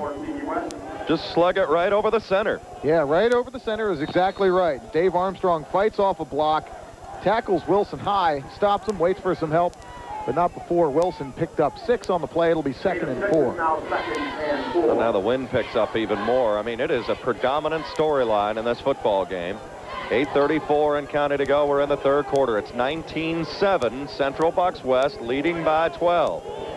That's a good rip by Wilson of 6 yards on first down. Hip, second man through this time, finds the going tough. West has that converged. Nick Crognally. He's a 6-foot, 230-pounder. He's a center on offense, and there he is on defense. He's a tackle machine. Problem you have if you're Upper St. Clair right now, and you'll see it here, the second handoff, man through is Hip, and he's going to get stacked up after about a 2-yard gain. But they are going right into the teeth of that wind. They are the better passing of the two teams, and this takes away a portion of their game, so you can pretty much defend on the ground and not worry as much about that throw as you did in the second quarter. Yeah, the wind becomes sort of a defender for Central Bucks West, an extra defender. 3rd down and 3. Give it off Hip. He's got the outside. He's got the first down. We think. Greg Ward was dragging him back, but forward progress is right at the chain. He's got the first down right at midfield. He needed midfield to move the chain. And you get the impression here after he's tackled that the CB West guys don't want to let him go any further. Watch this. You get carried back the other way in kind of an unceremonious fashion, but nevertheless, first down gain, and that's all that's important for Matt Hips. Greg Ward met him head on. That's the defensive end. Ken Rodwitz was the guy that sealed it off enough to keep the drive alive on that left tackle position. 19-7 the score, right at midfield, Upper St. Clair. The Panthers trying to climb back into the fray. McCardle, give it off Hip. Travis, or Brian Buckley, who's played a super game at the linebacker position. Handoff, boom, down you go. Coach Mike Pettin has been blitzing Buckley out of the linebacker spot an awful lot tonight. Look at him right there, comes in from the far side, makes the tackle in the backfield, loss of 2 on the play. Great play once again by number 9, the linebacker, Brian Buckley. Wind right into the face now of Upper St. Clair, at least from the far flag, from what we can gather. Back goes McCardle. Real quick opener. Got a man wide open. This is Zach Ramos for the first down to the 33-yard line. It's a gain of 15, and that is a great call. Right over the middle. Nothing fancy about this, and Ramos has his first catch, and it comes at a good time. What opens it up, he sends everybody else down the 2 far sides and just lets the middle wide open one-on-one for Ramos, and he just takes on the linebacker. Ramos lined up in the slot, got right across the middle. There's Matt McCardle's passing stats, 2,148 yards. It's a safe pass. Here comes Ryan Wilson again. Head down right into Dave Armstrong and make that Brian Buckley right at the 30. That interior running on Central Bucks West has been very, very difficult. Here you're going to see Wilson once again. Good blocking up front until Buckley gets there out of that linebacker spot. We've seen him wreck a couple plays in the backfield. That time he plugged the hole. Gain of only 3 on the play. It'll be 2nd and 7. Matt Mortz into the game at a wide receiver position. Seems to be some confusion on defense for West here. McCardle changing plays at the line of scrimmage, and West jumped offside. We'll see if they were drawn off, but it didn't look like there was much movement on the USC side. That's what a veteran quarterback can do for you, and Mac McCardle is a 4-year starter, and look at him. He knows there's some confusion on the Central Bucks West defensive unit right now, so a long snap count, threw him offside. That's what a veteran quarterback can spot. This is his 4th year starting for Upper St. Clair. He started in mid-year freshman season, making his 45th start tonight, right there. You credit him with that 5-yard pickup. 2nd and 2, they'll play action. We'll see if McCardle, he's going to throw. Got his man, it's Ramos again. Ramos got another first down, and here comes Upper St. Clair fighting back. Counter-punching themselves on their initial possession of the second half. Flags are down. And just when we said you couldn't pass into the teeth of the wind, Mr. McCardle says, Make the nice, short, safe 15, 20-yard pass, although that was anything but safe, Mark, as he laid it out there perfectly for Ramos. Yeah, that was a flag up. Nice pass that cut through the wind like that. And you saw look at Ramos, usually a sure-handed receiver. You can see how very difficult that ball is to catch. just kind of bobbling around in his arms right there. It's just a very difficult night to catch a football. Ball at the 15, not this time with hips. Buckley is there underneath the stack. Bobby Bowser, he's only a sophomore. Bowser's a great prospect, 225-pounder. You look at him right there. He got right underneath. Here you're going to see the play by Bowser. Yeah, he's effectively blocked, but he just kind of reached up and tripped up the ball carrier. Loss of 2 on the play. It'll be 2nd and 12. Lost 2 back to the 17-yard line. 2nd down and 12. McCardle, play action, rolling, looking, got a man open. We'll see if he can get there. Touchdown and dropped. B.J. Rankin had it momentarily, and as he was falling forward into the frozen tundra, he couldn't hang on. It's a nice toss by Mac McCardle. Play action pass, starts rolling to his left, sets up, does everything right. Look at that ball cut through the wind. Nice pass. Good defensive play, too, to distract the intended receiver, B.J. Rankin. Came right through his arms, incomplete. Hardest catch in football, right over the shoulders. And that was where that ball was put. It's where it had to be put if it had any chance of being caught. Coverage was there. Multiple set here for Upper St. Clair. Hips will step outside into the pass coverage. McCardle on a keeper, not this time. Dave Armstrong says, I don't think so. McCardle, maybe a yard or 2. It'll be 4th, we'll call it 10. This is a big decision now for Jim Render. I think he's going to go for it into the end zone. Try and keep this drive alive. This is by design. Mac McCardle calls his own number, but Dave Armstrong right there, staying home at his linebacker spot. Shuts the door. Under 4 minutes to go here in the 3rd quarter.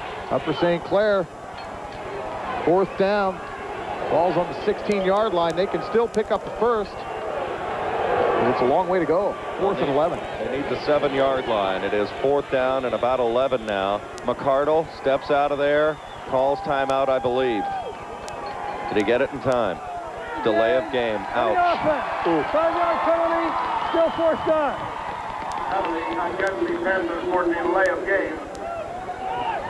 Good to have people watching on WFMZ in Allentown and also Adelphia Cable out in the Pittsburgh area. Warm in your living room. That is the place to be. Trust me on this thing. I don't think it's 21 degrees like it was at kickoff. Officials timeout right now. Greg Ward, I think, has some equipment he needs to get fixed. Jed, after Upper St. Clair took the too much time penalty, I saw you pick up the binoculars and look over to the Upper St. Clair sidelines. What'd you see? Jim Render couldn't have been too happy about that. No. That'll make it 4th down, 16 yards to go. The ball's pushed back to the 21-yard line. B.J. Rankin is into the game at a wide receiver position. This is usually Jay Junko time, the 6'4" wide receiver. Back goes McCardle, play action, looking up 4th and 11, looking down the field. Junko, and he runs out of room in the back of the end zone. Pass too strong, too far. They turn it over on downs and have an empty trip. That hurts. They're down 19-7. Had the ball an awful long time and come away empty-handed. An 11-play drive that results in nothing. Here you see Mac McCardle. It's about a 35, 40-yard toss, but you know what? Due to the wind, he probably thought, boy, I'm going to have to put a little extra oomph on it, and he just fired it right out of the end of the end zone. Incomplete on a 4th down situation. CB West takes over. And you sense that as a defining moment of the game. You sense that you really needed an answer there from Upper St. Clair. Not that they've lost the game, but it was a big moment, and now we'll see what happens with Central Bucks getting the ball back again and a chance to add to this 19-7 lead. Time remaining, and a timeout by Dave Armstrong. There seems to be some confusion on the west side as to how that's going to play out. That'll leave them with 2 timeouts left. They are in control of the game for now, 19-7. It's frustrating when you march down the field again, 11 plays. We see the talented cheerleading section of the Bucks, along with the Buck himself out there. Again, the most popular guy tonight. I wonder if he's had any money asked for his uniform this evening. But 11 plays again for Upper St. Clair as they tried to answer the score by Central Bucks West to start the second half, could not do so. And now Central Bucks West in the most dangerous position, the ability to grind it out and put the clock on their side as we head toward the 4th quarter. Leading by 12 in this game behind the great Dave Armstrong, but Corey Potter is a player, as Mark had mentioned at the outset, has gotten better and better with each passing week. His defining moment came a week ago in the Eastern Final, rallying Central Bucks West back from a 21-6 halftime deficit against Central Dauphin. It was his 40-yard run that forced overtime. And you know, when they went into the locker room trailing CD at the half, Coach Mike Pettin didn't say a word. He didn't have to. Guys like Dave Armstrong and Corey Potter got up and spoke to the team. They came roaring out in the second half and won it in overtime.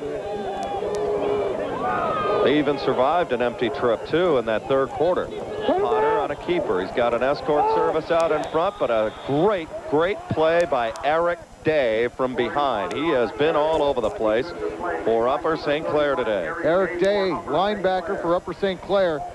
You're going to see a nice kick-out block there, but Eric Day comes in, gets behind the wall of blockers that were leading the way, makes the tackle on Corey Potter. Gain of only 1 on the play. When you hold Potter to just 1 yard the way he's been running the ball tonight, that's a successful stand. That was a big play, too, because Potter looked to have blocking in front. Yes, he did. And the way he's been dicing up that sideline in this football game. Now they're going to give it off. This is Scott Warden. He's got a big hole into the secondary. It's a foot race with Sujansky. He could go. He's bringing it 20. Home 10, 5. Touchdown. Central Bucks West. 78 yards. And he got a big-time block at the line of scrimmage and found a different gear right around midfield and left Justin Sujansky in the rearview mirror. There you're going to see it. There's that seal block that you're talking about, Jed. Just sealed that corner, line of scrimmage, and he just outraced number 40, Justin Sujansky, all the way to the end zone, 78 yards.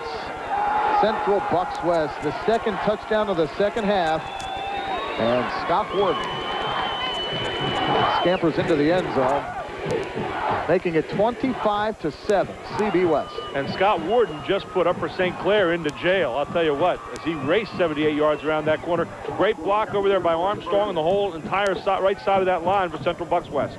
It's still a big two-point conversion. They'll give it off to Armstrong. Rugg comes out at around the 7-yard line. That's the third consecutive time that they have been unsuccessful on the two-point conversion. 78-yard run by Scott Warden. Warden came into this game with 8 touchdowns, a little better than 700 yards rushing on the year, got 78 on one swing of the bat. Did you see Dave Armstrong's plant foot, the left foot? It hit that stripe down there. You said, Jed, that the stripes are a little bit slicker than the turf itself. He hit that stripe, the plant foot, kicked out from him. That's when he went down. At a rare moment when the snow did what Upper St. Clair couldn't do, bring him down. Well, 25-7. Well, a 79-yard drive. It's uncharacteristic of CB West, and the year it went 2 plays. 56 seconds. Right. A 1-yard Corey Potter run and a 78-yard Scott Warden run. That's the drive.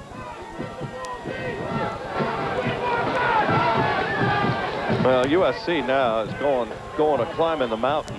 They've got 14 minutes and 34 seconds to play with. Keep in mind, though, they'll have the wind at their back in the fourth quarter. Well, the thing is, I don't think Central Bucks cares if the wind's at their back or in front of them or whatever. They grind it out every time anyway. 2 possessions this quarter, 2 scores. Number 25, Matt Morris, and number 40, Justin B.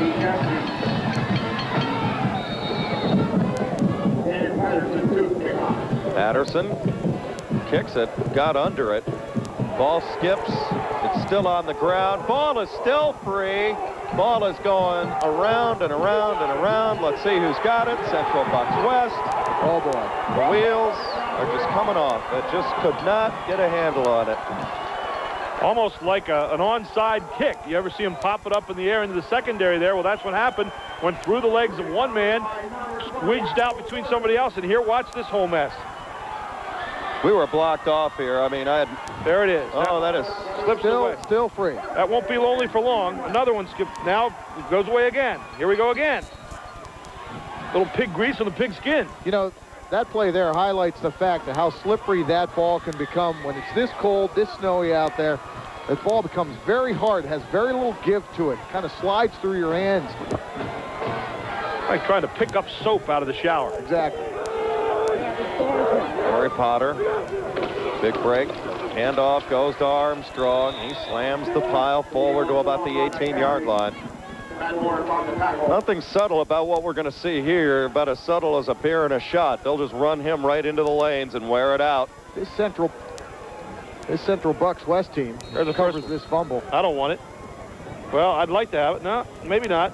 That's what a rock on a frozen pond looks like. Okay, here we go. One more time. No, I'm not sure. Squeezed out again. You grab it. No, not me. Finally gets picked up by a willing black and gold uniform. For Jim Render, the head coach at Upper St. Clair, it's his worst nightmare. Here's another nightmare, still rumbling and stumbling to the 7-yard line. And a first down, a gain of 11. The human battering ram, known as Dave Armstrong. There it is. Over 2,000 yards this year on the ground. He is a workhorse. Against Cumberland Valley, Central Bucks West in their opener was trailing 6-0 at the half. They went into the locker room and said, let's give it to Dave Armstrong. Let's try to let him win this game. They gave it to him 22 times. 22 carries for Armstrong in the second half. CB West came back to beat CB. Armstrong's had the last 2 carries. The ball at the 7. Here's carry number 3. Head down, pile moving. 2-yard line. Gain of 5. Kind of like give it to Mikey. He hates everything. We'll give it to Dave. He'll run everywhere. And Dave has run everywhere tonight. And his team has, too, over 300 yards in rushing in this game. And we still have 1:10 to go in the third quarter. Here you look at Dave Armstrong once again. Just the raw power. Looks like a bunch of people on a wagon. He's just carrying them to the goal line. Gain of 2 on the play, 2nd and 2.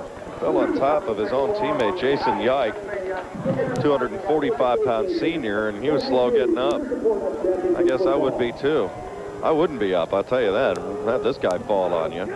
Armstrong, we'll see if he gets it again. Yep, there he is, into the end zone. Touchdown, Central Bucks West. It's 31-7. Conversion coming with 40 seconds left in the third quarter. You know, you got to credit the offensive line, too. Look at them clearing people out and giving Armstrong enough room to get in there. Matt Velitis, the center for Central Bucks West. Coach Mike Pettin says he is just what a football player is all about. He epitomizes the high school game. He loves the game, loves practice, and he also does a great impression of Coach Mike Pettin, evidently, when his back is turned. Doesn't do it in front of him, but when his back's turned, he does an excellent impression of his coach. I think he could probably do it with his back, with his... Maybe tonight. Looking at it. Yeah, maybe tonight. That's true. Snap down, conversion there. The extra points have been an adventure tonight for West, as they've been turned away trying for 3 consecutive 2-point conversions. This time back to the more conventional way and a delay of game. 5-yard penalty. Yeah, you get the impression if Mike Pettin had another day of practice after this, he might go to work on extra points. They've missed, what, a total of like 5 so far, and this would compound that again and make it 6.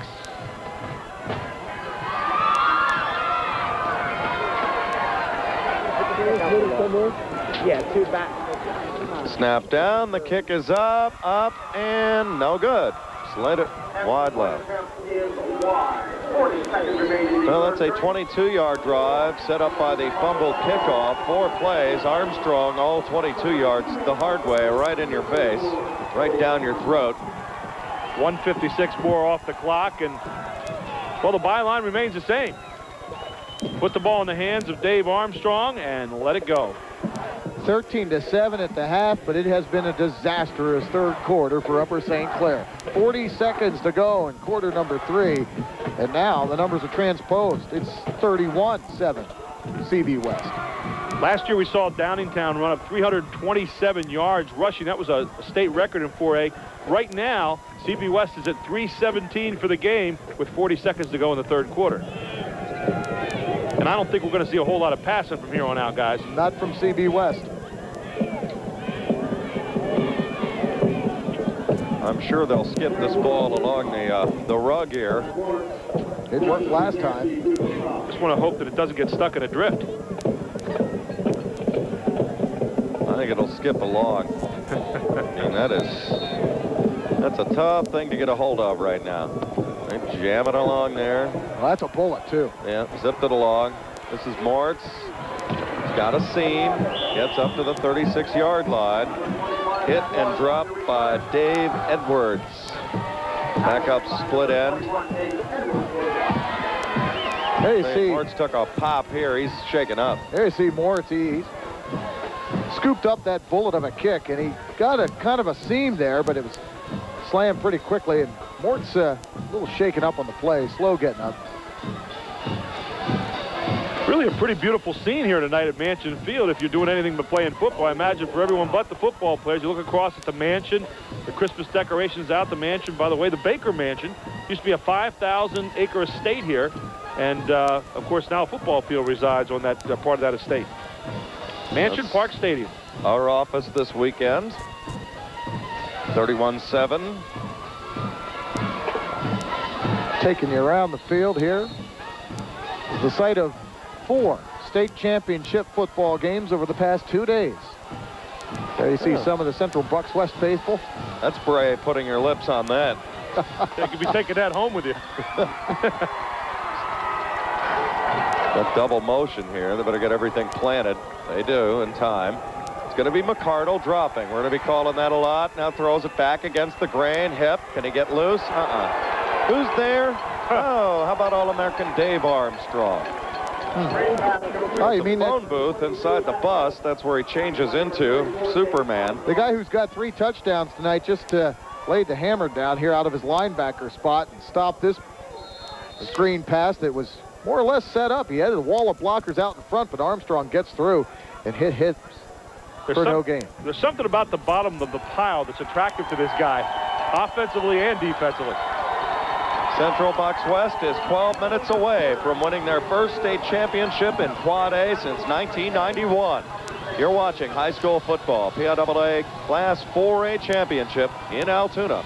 31-7 West. Back after this timeout.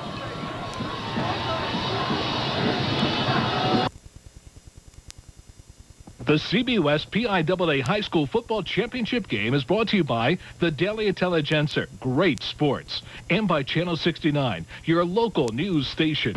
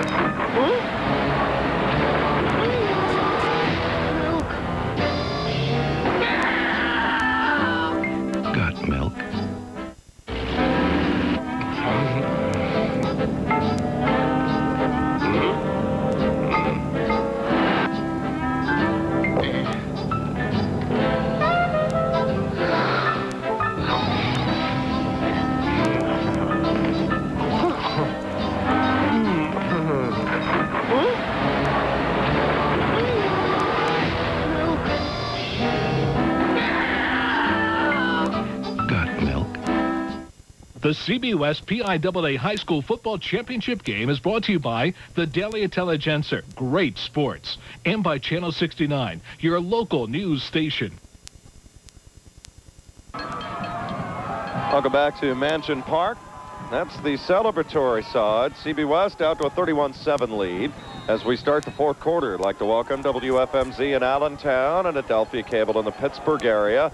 Wind at the back now of Upper St. Clair. We'll see if they can rally. As Hip is the motion man. McCardle back, looks, throws, going deep, and too strong. That wind carried that at 10 extra yards. That's the one thing that's really tough. Yeah, you've got the wind, but you've got to develop touch with it. And that's kind of a feel-out process. Stops the clock 5 seconds in. Yeah, and with this weather, Upper St. Clair certainly drew the short card as far as their ability to execute an offensive game plan. Jay Junko and Mac McCardle, normally a lethal combination, but this weather has really handicapped them in that aspect. Jay Junko, a very skillful 6'4", 180-pound wideout. He's been virtually silent. McCardle 4 out of 13 so far in the game passing. DJ Rankin, the motion man. McCardle, little quick hitter to Hip. This was a big play on their touchdown drive, and Hip's got a first down as he whips it through the revolving door to the 49-yard line and a gain of 12. They're going to see Hip knife through the line of scrimmage. Good job done up front by the USC offensive line. Shakes the tackle right there, keeps moving. You can see the wind and the effect on the field. Look at that wind, whip the snow around. It is fierce.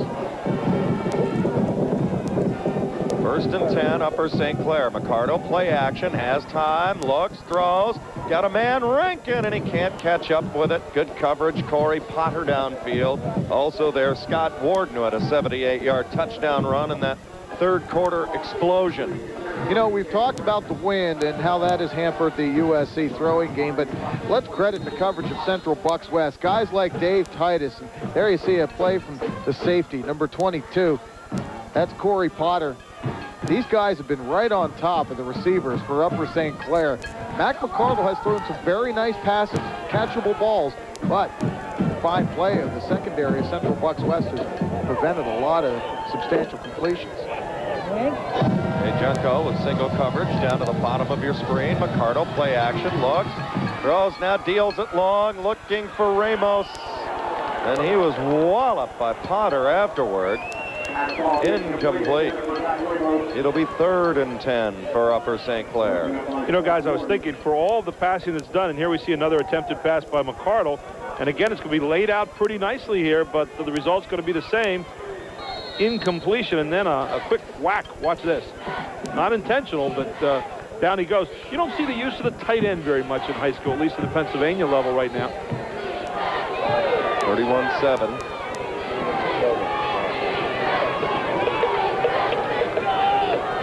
Hip getting a little better position now. Also jumping back there. Sujanski now Hip on a pitch. Stutter step move, but West has climbed all over it there at about the 48-yard line. It'll be 4th down and about 8 coming now for the Panthers. Pose the question to you guys. Why don't you see the tight end too much as we see another replay here? There you get the pitch to Hip. Linebacker for Central Bucks West. That's Jack Shackleton. You know, I mean, tight end is a more specialized position. Well, I love the tight end myself. I love getting them underneath. And more of a blocking role, I guess. Right. Pinch the corner. Power eye, you're going to definitely see the tight end blocking a lot more than you're going to see him in the pass room. 4th down and 8. McCardle throws, got his man Junko to get a 1st down at about the 40-yard line. That's a tough throw, tough catch. Here's a man many expect to go to the University of Pittsburgh. His father's an assistant for Walt Harris. Panthers going to a bowl game in his 1st year. You see the slickness of the field. McCardle almost fell down as he started backpedaling. There's Dave Titus right there on the spot again. Number 24. He's had an outstanding game in the secondary for Central Bucks West. Good catch by Junko. 1st down for Upper St. Clair, 1st and 10 at the 40. Missed extra points have created somewhat a window of hope. McCardle throwing incomplete for Justin Sujanski. He just has not had time to get comfortable back there. There was more pressure coming. The wind really whipping across. It is at the back of Upper St. Clair. And I mean, it is really, really heavy now. Watch Buckley and Crognali again putting the pressure back there, and you see him just getting to the quarterback, forcing him to throw just a little bit early again. And for quarterbacks, they want to be able to throw in their rhythm and on their pace. Joe Paterno always said wind is the toughest variable to play against in football. I couldn't agree more. I mean, this is really tough. Although Upper St. Clair has it at their back. McCardle throws, got a man Hip, can't hang on. That's a tough catch, especially in a night like this. Good throw by McCardle, considering he had to unload. He was under some heavy heat. 3rd and 10. Yeah, you'll see the pocket collapse once again here on Mac McCardle. And look at that nice ball that he throws. Boy, he throws a nice ball right off the hands of Hips. Incomplete, but if it was 70, 80 degrees, I'd say that was a tough drop. Yeah. Well, and frankly, guys, again, the elements included tonight, he's put a lot of balls on hands and over shoulders tonight that really haven't been picked off. And maybe in better weather, who knows? Now, West is deeper in their coverage in the secondary. They're about 7 or 8 yards off the line of scrimmage. They don't want to give up the big play quickly. McCardle back, looking, pressure coming from Armstrong. He has to unload. in the area of Sajansky. It'll be 4th and 10 now. And Dave Armstrong knocked down McCardle, and he knocked down the referee as well. Watch this. Dave Armstrong, number 34, shooting through here on the blitz out of his linebacker spot. McCardle gets the ball away, but he knocks down McCardle, who knocks down the ref. Big Dave Armstrong, like a bowling ball in there, knocking down a couple of pins. Got the 7-10 split. Is that what you're saying there, Mark? Jay Junko in at a wide receiver position. Sujansky, their good-looking sophomore prospect, is in as well. McCardle back on 4th and 10. Looking. Now he's onto the gun, and he's going to get away. Somehow did. Pass up in the air. Junko's got the ricochet at the 20 and a first down. Good concentration by Junko. Looked like the old defensive player where you tip it up in the air and the guy behind you picks it off. Instead, they switched it around and put it on the offensive side. This is a miracle completion. Watch this. McCardle, Greg Ward, the defensive end, has him dead to rights. Look at this. And then watch the block here. Boom. Got Greg Ward out of the picture. Gave McCardle an extra second or two. He found a receiver downfield. Inadvertently, it came off the hands of Rankin into the arms of Junko. What an incredible play. Probably easier to catch on the deflection tonight than it is regular. You think that's how Jim Render drew it up? There's Justin McDonald, tips off his hands, and they make that Rankin. Off Rankin's hands and right into the waiting arms of the receiver. 31-7. West in control of the game, and Upper St. Clair trying to rally here. McCardle. Play action, quick handoff to Wilson, the fullback, nothing doing. Make that Sajansky on the carry for maybe a yard. There you see the sophomore. He's a 5'9", 165-pounder. He's number 40. Second man coming through. Who's there? Well, surprise, Dave Armstrong. Yeah, guess who? And that's where he'll be at Michigan. At least that's where everybody's projecting him at the next level, is on the defensive line. He's happy with that. He wants to play defense, loves the defensive side of the ball. 13 plays in this drive so far. Probably comes as good news to the defenses in the Big Ten who don't have to tackle him, and now we've got all kinds of movement. Question is, who was first? Right side of the offensive line moved a little bit for Upper St. Clair. A couple of guys in the interior for Central Bucks West are in the neutral zone. We'll find out. Dead ball foul. A lot of people looking. False start. Offense. 5-yard penalty. There you hear it. But Dave Armstrong is not a slow guy. 4.6 in the 40. So I mean, he's not the quickest guy on foot, but certainly not slow by any means, especially when you consider his size, 6'4", 255. And we saw his athletic ability. We saw him leap up into the air and block a field goal attempt in the first quarter of play. I mean, he had that one, no doubt. He blocked it with his upper arm area. Penalty takes the ball back to the 24-yard line. McCardle back, got a block. Now putting some air under it. 50-50 ball in the corner and too far. Pass intended for Jay Junko. That's how you play coverage out there. You see Corey Potter step for step the whole way. Corey Potter's just had an outstanding game in every phase of the ball game. Another nicely thrown ball by Mac McCardle. Boy, he does throw a nice ball for a quarterback. There you see black and gold, and then you see white, and that's the way it's supposed to be if you're a defender. Perfect coverage.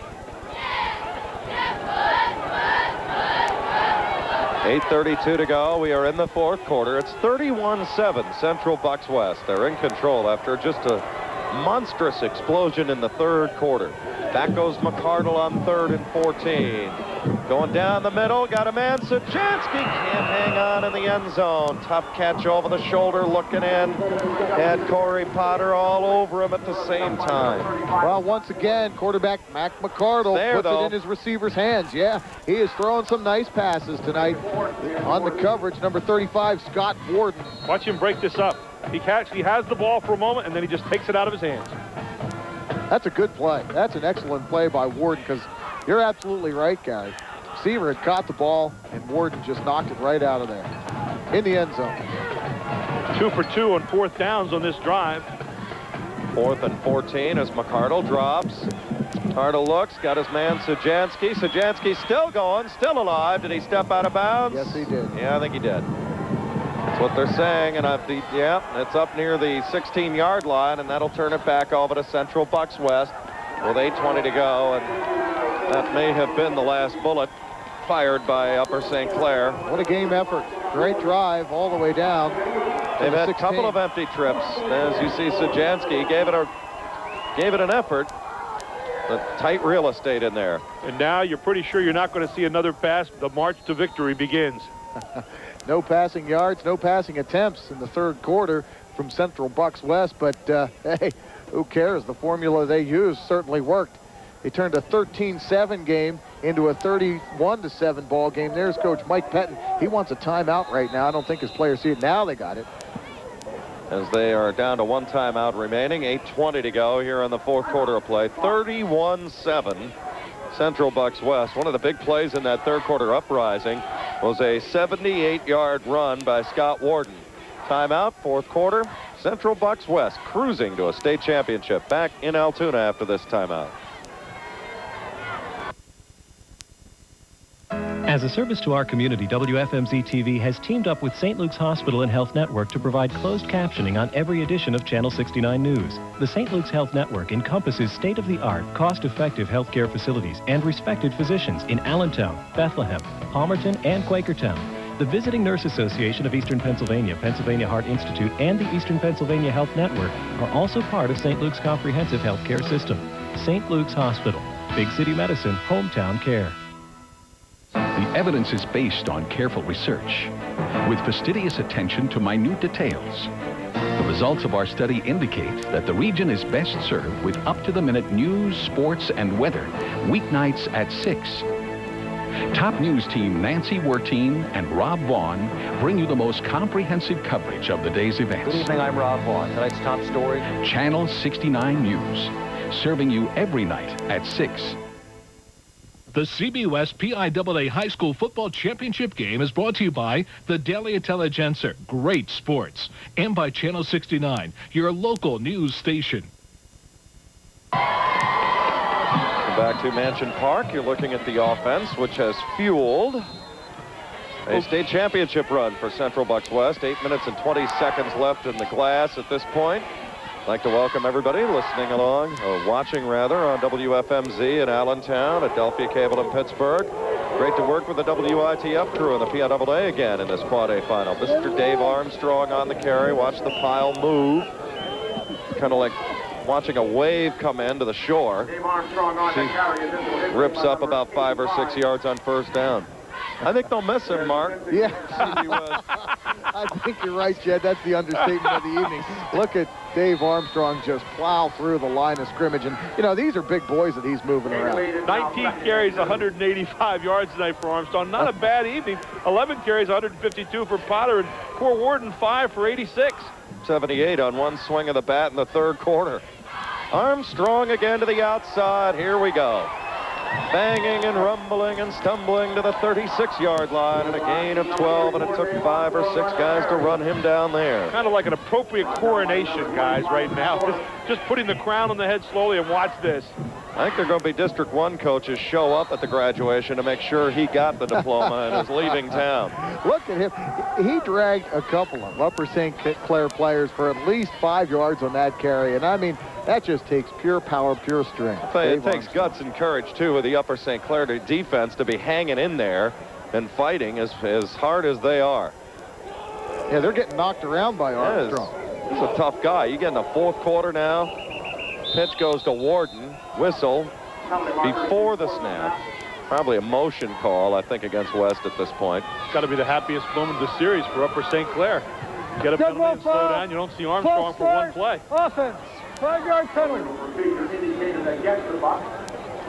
You know, it doesn't seem like much, Gary. You know, when you coach and everything else, the mental errors, you know, a false start, something minor like that drives coaches out of their minds. Oh, coaches look at the little things like that, and you've planned and you've prepared and you've done things every day. All of a sudden, you get to a game, and you know it just blows your mind when your kids blow up. But you have to remember, it's a high school state championship. It's a big moment, and right now you got some new shirts on the field that are excited about being in there, and so excited that they're committing some unforced errors. There's Coach Mike Pettin. Speaking of new shirts on the field, Central Bucks West started this year. They had to replace 17 starters from last year's 10-1 team. And that's not a team that you'd expect to go back to Altoona and win the state title. But they have a pretty good core that returned. Of course, centered around Dave Armstrong and his fine running ability. They waited for a young but very talented offensive line to develop throughout the year, and also the quarterback. Sometimes, yeah, Gary Corey coaches. Potter, he has just developed throughout the year, and we saw what he did tonight, over 100 yards rushing. 1st and 20. Handoff. This is second man through. This is going to be Chris Ortiz, who's had a big comeback. Sometimes I asked you about minor miscues. Coaches get, I think, more annoyed with that than the bigger wrecks. Well, I think they do, because those are the things that separate you from being the good team to the great team. Everybody does the good things. Everybody does the big things, but not everybody does the little things, the little blocking techniques, the little things about setting up a proper run and so forth. And those are the things that will separate you from being a championship team to maybe a team that hasn't played this far into the season. 31-7. You know, it gets me every time I'm here in December. I think back into early August with two-a-days, and it's 98 degrees with matching humidity, and you get to deal with this in August. And Upper St. Clair dealing with it on the first Saturday in December. And he's everything the nightmare that he's advertised. He's the genuine article. They're in a defense that's going to be sorry to see this lead the state. Look at this. There's about 9 guys just huddled around Dave Armstrong in all different colored jerseys. When you look at Dave Armstrong, you got to look at him in the long haul for the night. You don't look at him in the short burst. You look at him in the long haul, and what he does is bearing down on your defense and breaking you down throughout the evening. So now you get to the fourth quarter, you're done looking at him. He's not done looking at you, though. Definition of a true thoroughbred, better on carry 35 than he is on the first carry to the 39-yard line, and another first down for Central Bucks West. You're seeing one of the great ones in recent memory. You know, instead of a defensive player wreaking havoc on an offense and beating up an offense, Dave Armstrong out of the fullback spot just really breaks down, like you said, Gary, and beats up. He really punishes defenses. So powerful. We saw Arlen, again, better on carry 35 than the first carry of the night. We saw Arlen Harris put on a show here last year. Different kind of show tonight from this guy. New rushing record, too, for the CB West team. This is a slow drip. Harris was kind of a quick flood last year for Downingtown. Drip, drip, drip, 2-3 yards. Takes 3-4 guys to bring him down. And the clock continues to wind, as you see. Sand pours through the glass, and Central Bucks West burrowing toward a state championship. Here you see Central Bucks West. Dave Armstrong once again. You know, they never threw the ball once against Plymouth Whitemarsh in the District 1 title game. They won 36-22, and you can see why. A team like this doesn't throw the ball. I mean, why throw if you don't have to? 327 was the old mark. 371 yards rushing tonight so far for CB West, and they're about to add to it. There's Potter, who's had a fabulous night to the outside. He's brought down by B.J. Rankin. We've talked so much about Central Bucks West. I want to talk a little bit about Upper St. Clair. They got caught in an undertow in that third quarter. The game got out of control, a couple of big plays, but Jim Render's got a nice young core. It's going to be a great career ending tonight, and Mac McCarta, we'll see him on the next level, I can guarantee you that. But this is a game effort tonight by USC. Oh, it really is, but not the kind of evening that comes to their talents, the passing game. The kind of evening that really strips away some of that talent, which is a great passing game with McCarta. Armstrong, the lone setback on 3rd and 5, gets a carry as a whole. I think another false start coming against West here. You know, you mentioned Mac McCardle and Jay Junko. And these two guys, it's a very lethal aerial combination for Upper St. Clair. Junko hauled in a huge 14-yard reception against McDowell. Here's the illegal procedure call that you're going to see. A little chink in the armor for Central Bucks West. A lot of penalties in the first half, a few in the second half that have to aggravate Coach Mike Patine a little bit. But, yeah, Junko and McCardle hooked up in a key 4th down, 10 yards to go. They pick up 14 yards in the game-winning drive to beat McDowell and get here to Altoona. Little pitch back this time. Ortiz, nope, check that. My mistake. Polina for a first down, or close to it. Down near about the 30, might be about a yard shy. Gain of 8. What CB West does so well with Armstrong, and it's a very subtle thing, and I remember Pittsburgh used to use Tony Dorsett this way. They put him on the back of the eye a lot of times. They put him on the front of the eye. They keep you off balance, so you're not quite ready for him to hit that line at the time you thought he'd hit. You can't get into any kind of rhythm defensively against him. Central Bucks West and Coach Mike Patton is 3 minutes and 2 seconds away from the Quad A title. There's one of the big reasons why Armstrong, the signature exclamation point to a Hall of Fame career touchdown. What a runner, what a player. Next stop, Ann Arbor. Talk about appropriate. There it is. That guy has been the workhorse for this team all year long, and even when he's not carrying for yards, is a guy that's serving as the best decoy you could have, and now puts the apostrophe, puts the exclamation point, rather, on a great evening. Look at this. There you go, just raw power, and now he displays some of that speed. He's a 4.6 40 man. And there he goes into the end zone. Touchdown. Dave Armstrong's 4th touchdown of the night. And a John Riggins look. You remember him in the Super Bowl a few times? That thundering kind of look. Yeah, once the diesel got rolling, he was tough to bring down. Dave Armstrong, very much the same. Dan Patterson for the conversion, and good.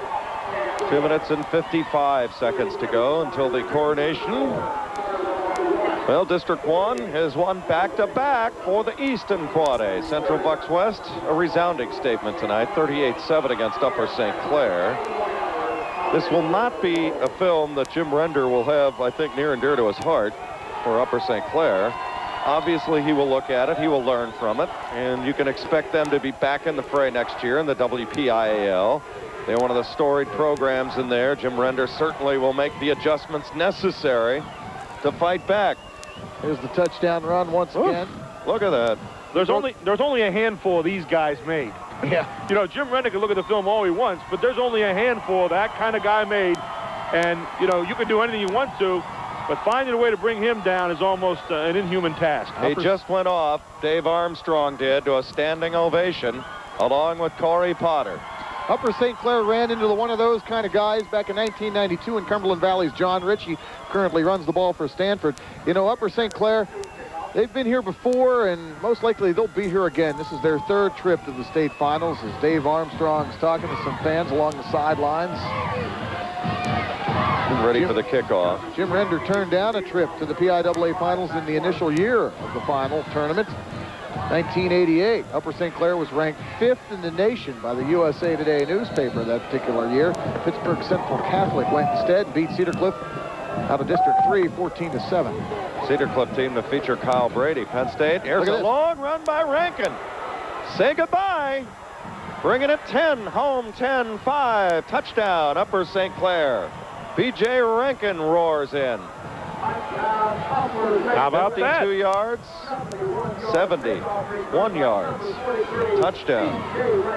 Well, last week against McDowell, Mortz returned to kickoff 91 yards. This time, B.J. Rankin picks one up, busts out of the pile, and he goes untouched, basically. 71 yards into the end zone for the 2nd Upper St. Clair touchdown of the evening, the 1st in the second half of play. That goes to show you the spirit of the fight in this Upper St. Clair team. A true champion. I mean, when you come out of the West and you win the WPIAL, and I mean, they got through Penn Trafford, I mean, all kinds of different adversities to get here. As we've said, Gary, to get here is an accomplishment in its own right. And I know Jim Render is as competitive as anybody and loves gold, but he should be proud of what has been accomplished with this team. There you're seeing the kickoff again, B.J. Rankin. I'm not sure if anybody lays a hand on him. No. Maybe right there at about the 40-yard line, but he's off to the races. Everybody was busy taking pictures for the album on the sideline and forgot about him. You know, it's so trite to say, but you can't win or lose this game until you get to play in this game. There's so many teams who would like to be here tonight and have a chance to lose this game or win this game. But the idea here is that there's no losers tonight. You're not a loser and get here. You're only winners. And one team's going to go home wearing gold, and one team's going to go home wearing silver. And that's all there is to do. And, you know, CB West, 4th ranked in the country by USA Today. Hey, I don't think anybody will vote them down any lower after tonight's performance. This team got better and better. Upper St. Clair started the year at number 5 nationally. And then got upset at North Allegheny out in Wexford, PA. They're a good program out there. They got the hands unit on the kickoff return team for Central Bucks West. Corey Potter up near the Hey, on this front field, line. anything's possible. Big Dave's in, too. Scott Ward. They kicked it deep. That'll go in the end zone and a touchback.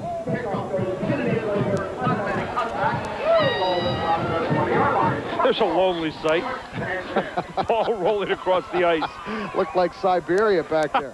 I think Jim Renders wanted to get off this field and go home. 38-14. It was just one disastrous quarter of football for Upper St. Clair. The half ended with Upper St. Clair scoring a touchdown to make it 13-7, Central Bucks West. But in that third quarter of play, Central Bucks West scored on their first 2 possessions. A 3-yard touchdown run from Dave Armstrong, a 78-yard TD run from Scott Warden, then a 22-yard drive set up by the fumbled kickoff and highlighted by a 1-yard TD run from Dave Armstrong, and that basically shut the door on Upper St. Clair. Moments ago, Armstrong added a 4th TD from 30 yards out. And Armstrong is actually back on the field now. Tell you what, you look at this performance tonight by Central Bucks West. Makes you wonder what Central Dauphin had under the hood last week in that Eastern final, because, I mean, they had their feet in the fire all day long. I was at that game last week. That was like Davey throwing rocks at Goliath for about a half. 21-6 at halftime. Central Bucks West in the hole. And they come out and went back to work the second half, but it was day as usual for Dave Armstrong and company.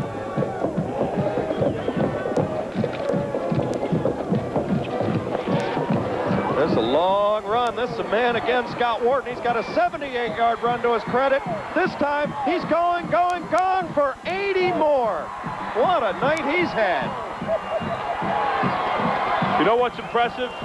Great run by Warden. Dave Armstrong comes back into the game to block for Warden, and we'll see it on the instant replay. 3 men tonight, over 100 yards. Look at this. Look who's blocking for him, right out in front. Dave Armstrong. Boom, and nails a man and opens up the hole, and goodbye. 44-14 conversion coming. So about 20 seconds after B.J. Rankin ripped off a 71-yard kickoff return, Scott Warden rambles 80 into the end zone. I'm kind of getting excited about the next kickoff again. Go one play at a time on this deal. They're making the field look short tonight, aren't they? Get caught in the jet stream there. They right through and no good. Wide left. Well, what? In 30 seconds, we've had 3 scores or whatever it is. There's some Joel Bechtel is here, our coordinating producer with the painted face. We got Corey Potter, gained 159 yards tonight. Dave Armstrong, 155 yards. And this guy, number 35, Scott Warden, 166 yards, 80 of it coming right here as he rambles for another CB West touchdown, making the score 44-14. Again, hats off to our WITF crew and Joel Bechtel and all the good people back there that we just mentioned a few moments ago. They keep giving you these great pictures throughout the night, and our camera crew this year has just been fabulous. They've done yeoman work. The conditions that you see, it's every bit as cold as it looks. Well, with the wind out there, I think we've got sandbags around some of the guys. One's behind the goalpost to keep them on the platform. No coat is too heavy tonight. As you can see. Brought you some nice pictures giving you the flavor of this Quad A championship game here from Altoona's Mansion Park. They've done a great job here in Altoona, as always. Tom Bradley, Visitors and Convention Bureau, they make you feel so warm and welcome. Drew Tillman on the carry. Number 11, Nick Walcott on the return for the... Of course, hats off to Brad Cashman and all those good people, Bob Lombardi, Elliot Hopkins. They just seem to be everywhere around here, and all the good volunteers, the ladies downstairs with the great food. Snow still flying in Altoona, and the CB West crowd, they're feeling warm right now. Watching their team lead by 30 points, 2 minutes and 26 seconds away from a Quad A title. And most of all tonight, thank you for the warm press box. Yeah. Thank you, thank you, thank you. It's a frosty one tonight in Altoona. Mac McCardle is in. Looking long, nobody there, and almost intercepted. Corey Potter trying to run it down. No, it's not Potter. Joel Starsman. Also to my good friend Bob Schoenberg, who does the PA here. Substitutions across the board here for Central Bucks West. There you see the Bucks sideline. They're starting to feel it now. Alias maybe the Killer Bees tonight. They have been the Killer Bees from Bucks County tonight as they have just wandered all over Upper St. Clair. Mike Pettin, one of the true legends in Pennsylvania coaching. 5 possessions this half for CB West, 5 touchdowns this half for CB West. Sophomore Sajansky. I feel good for Pettin and his staff because of what happened to them in '93. That just unbelievable finish with Kasparowicz leading them. I mean, snatching really victory out of the jaws of defeat. And that's probably one of the most heartbreaking losses I've seen a team had to endure here. In any sport. Just amazing. It was, that was just a crushing. It's like losing a state championship, Gary, in basketball in a half-court shot or whatever. I mean, 4th and 28, boom, touchdown. I've had some friends do that and ask me, how do you get through every day? And they said, it's the first thing I think about it when I get up in the morning. Here's Sajansky running hard. I mean, the effort here by Upper St. Clair cannot go unnoticed. They are really emptying the tank, 44-14. There's your time remaining on the top of your screen. There you see the Upper St. Clair sidelines. Wouldn't be surprised to see Mr. McCardle in that Big 33 game. I think it's a safe assumption that we'll see Dave Armstrong there. Panthers brought an 11-game winning streak into this ball game. They lost week 1. Came back, they lost to North Allegheny, ran the table. Mac McCardle came into this game with more than 2,100 yards. That's Ryan Wilson, who's run well. That's a little example of that to the 27-yard line. That's a rip of 16. That quick counter has worked tonight for Upper St. Clair. It had him in the hunt here for almost 2.5 quarters. This was 13-7 at the half, and then just the lid blew off when Central Bucks West just took control. But Wilson has played very well on both sides. There's Buckley coming out of the game now.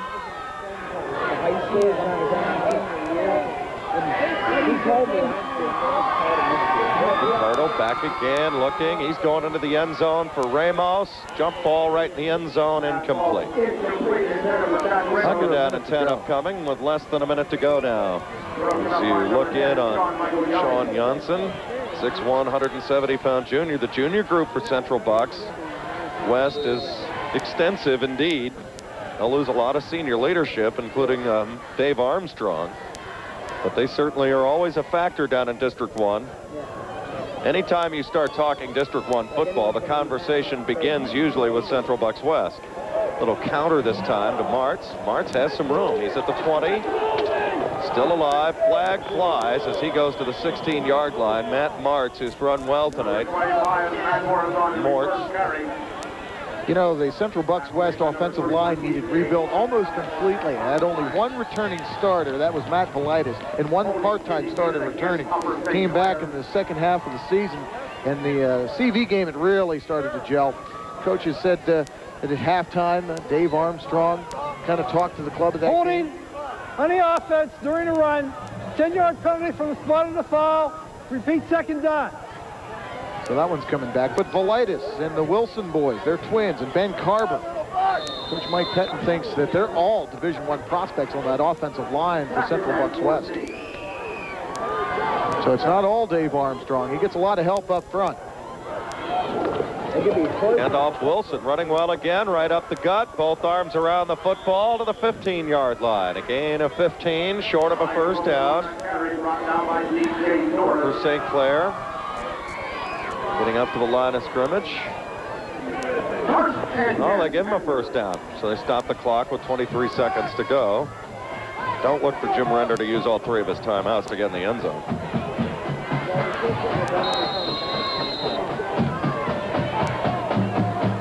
"20 seconds to go. 44-14. McCardle, quick hitter. Ramos, nice catch to the 5. Ramos down to the 2-yard line. Now they stop the clock after the first down. 6 seconds to go, and I think Upper St. Clair will use a timeout here to get a chance at a touchdown. Now, some people are booing down there, but hey, you came here to win the game and score touchdowns, and these are kids, and they want to do that and walk off here with at least a pleasant memory, and this is the one chance to take a pleasant memory out tonight with them. So 44-21 looks better than 44-14. Well, not only that, but you're here to battle. Like Gary said, you know, the game is not over. They're here to battle, and, you know, as a kid playing in this ball game, you want an opportunity to be a part of a touchdown scored in a state championship ball game. Hey, this is one last moment of a mystery tonight yet? If I'm Jim Renda, I call timeout right away, and I think probably Mike Pettin loves it over there. His young players, he's telling them right now, hey, you got to stop them. And, of course, Renda on the other side, let's push one more in here and walk out of here, at least knowing we scored the last touchdown of the year. And what's the hurry to end a great season? Both these teams have had outstanding seasons, you know. Extended another play or two. Nothing wrong with that. You're on the marquee the first weekend in December for the last 6 years in Altoona. Brad Cashman and staff face a difficult decision as to whether or not to keep it here or move it either to Pittsburgh, Wilkes-Barre, or Hershey. First and goal, the ball at the 1-yard line. We'll see if McCardle calls his own number. Does. Touchdown. Upper St. Clair. I believe he's in. Nope. Yeah, he's in. Touchdown, isn't it? That's a touchdown. Yeah, it's a touchdown. I don't know if he's going to go for the extra point or not. We'll see. It's 44-20. I don't know if Jim Render's going to elect to kick the point or not. Doesn't appear to be the case. And that'll do it.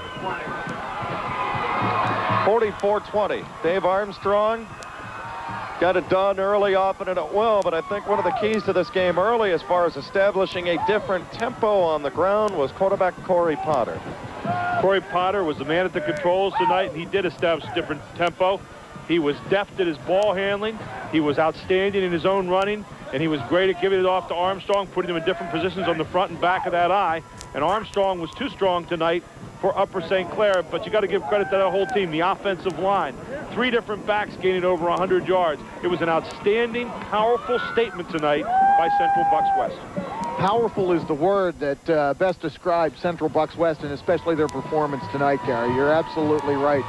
Dave Armstrong, what more can you say? Absolutely outstanding. 4 touchdowns this evening. And keep in mind, this is a team that lost 17 seniors from a 10-1 club last year. So, I mean, they had to all grow and experience, you know, the trials and tribulations of a long season, and they finally get here to Altoona and put on a performance like this.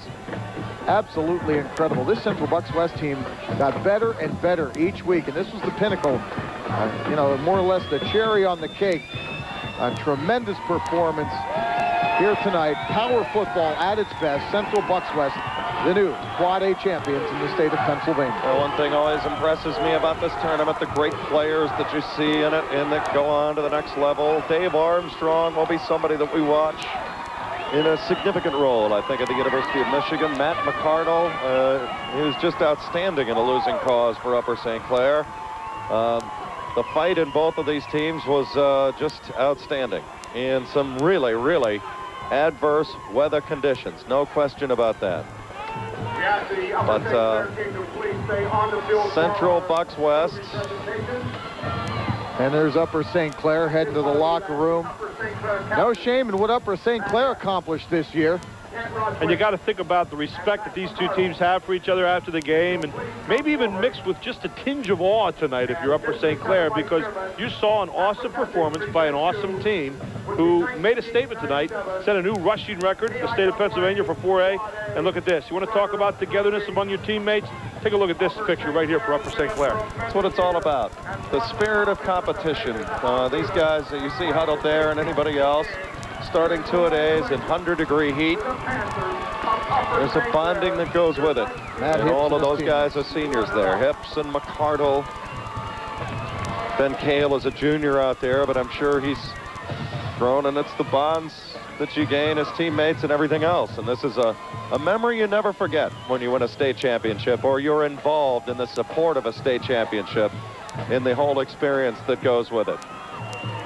At this time, A lot of thanks to great working with Gary Sutton and Mark Shuey, as always. A lot of thanks to George Zurich keeping the book, Mr. Brad Cashman, Executive Director, Bob Lombardi, Elliot Hopkins, and the entire crew at WITF Channel 33 in Harrisburg, and also great to have our friends in Allentown on WFMZ and also Adelphia Cable in the Pittsburgh area. Final score, Central Bucks West 44, winning their first state championship since 1991.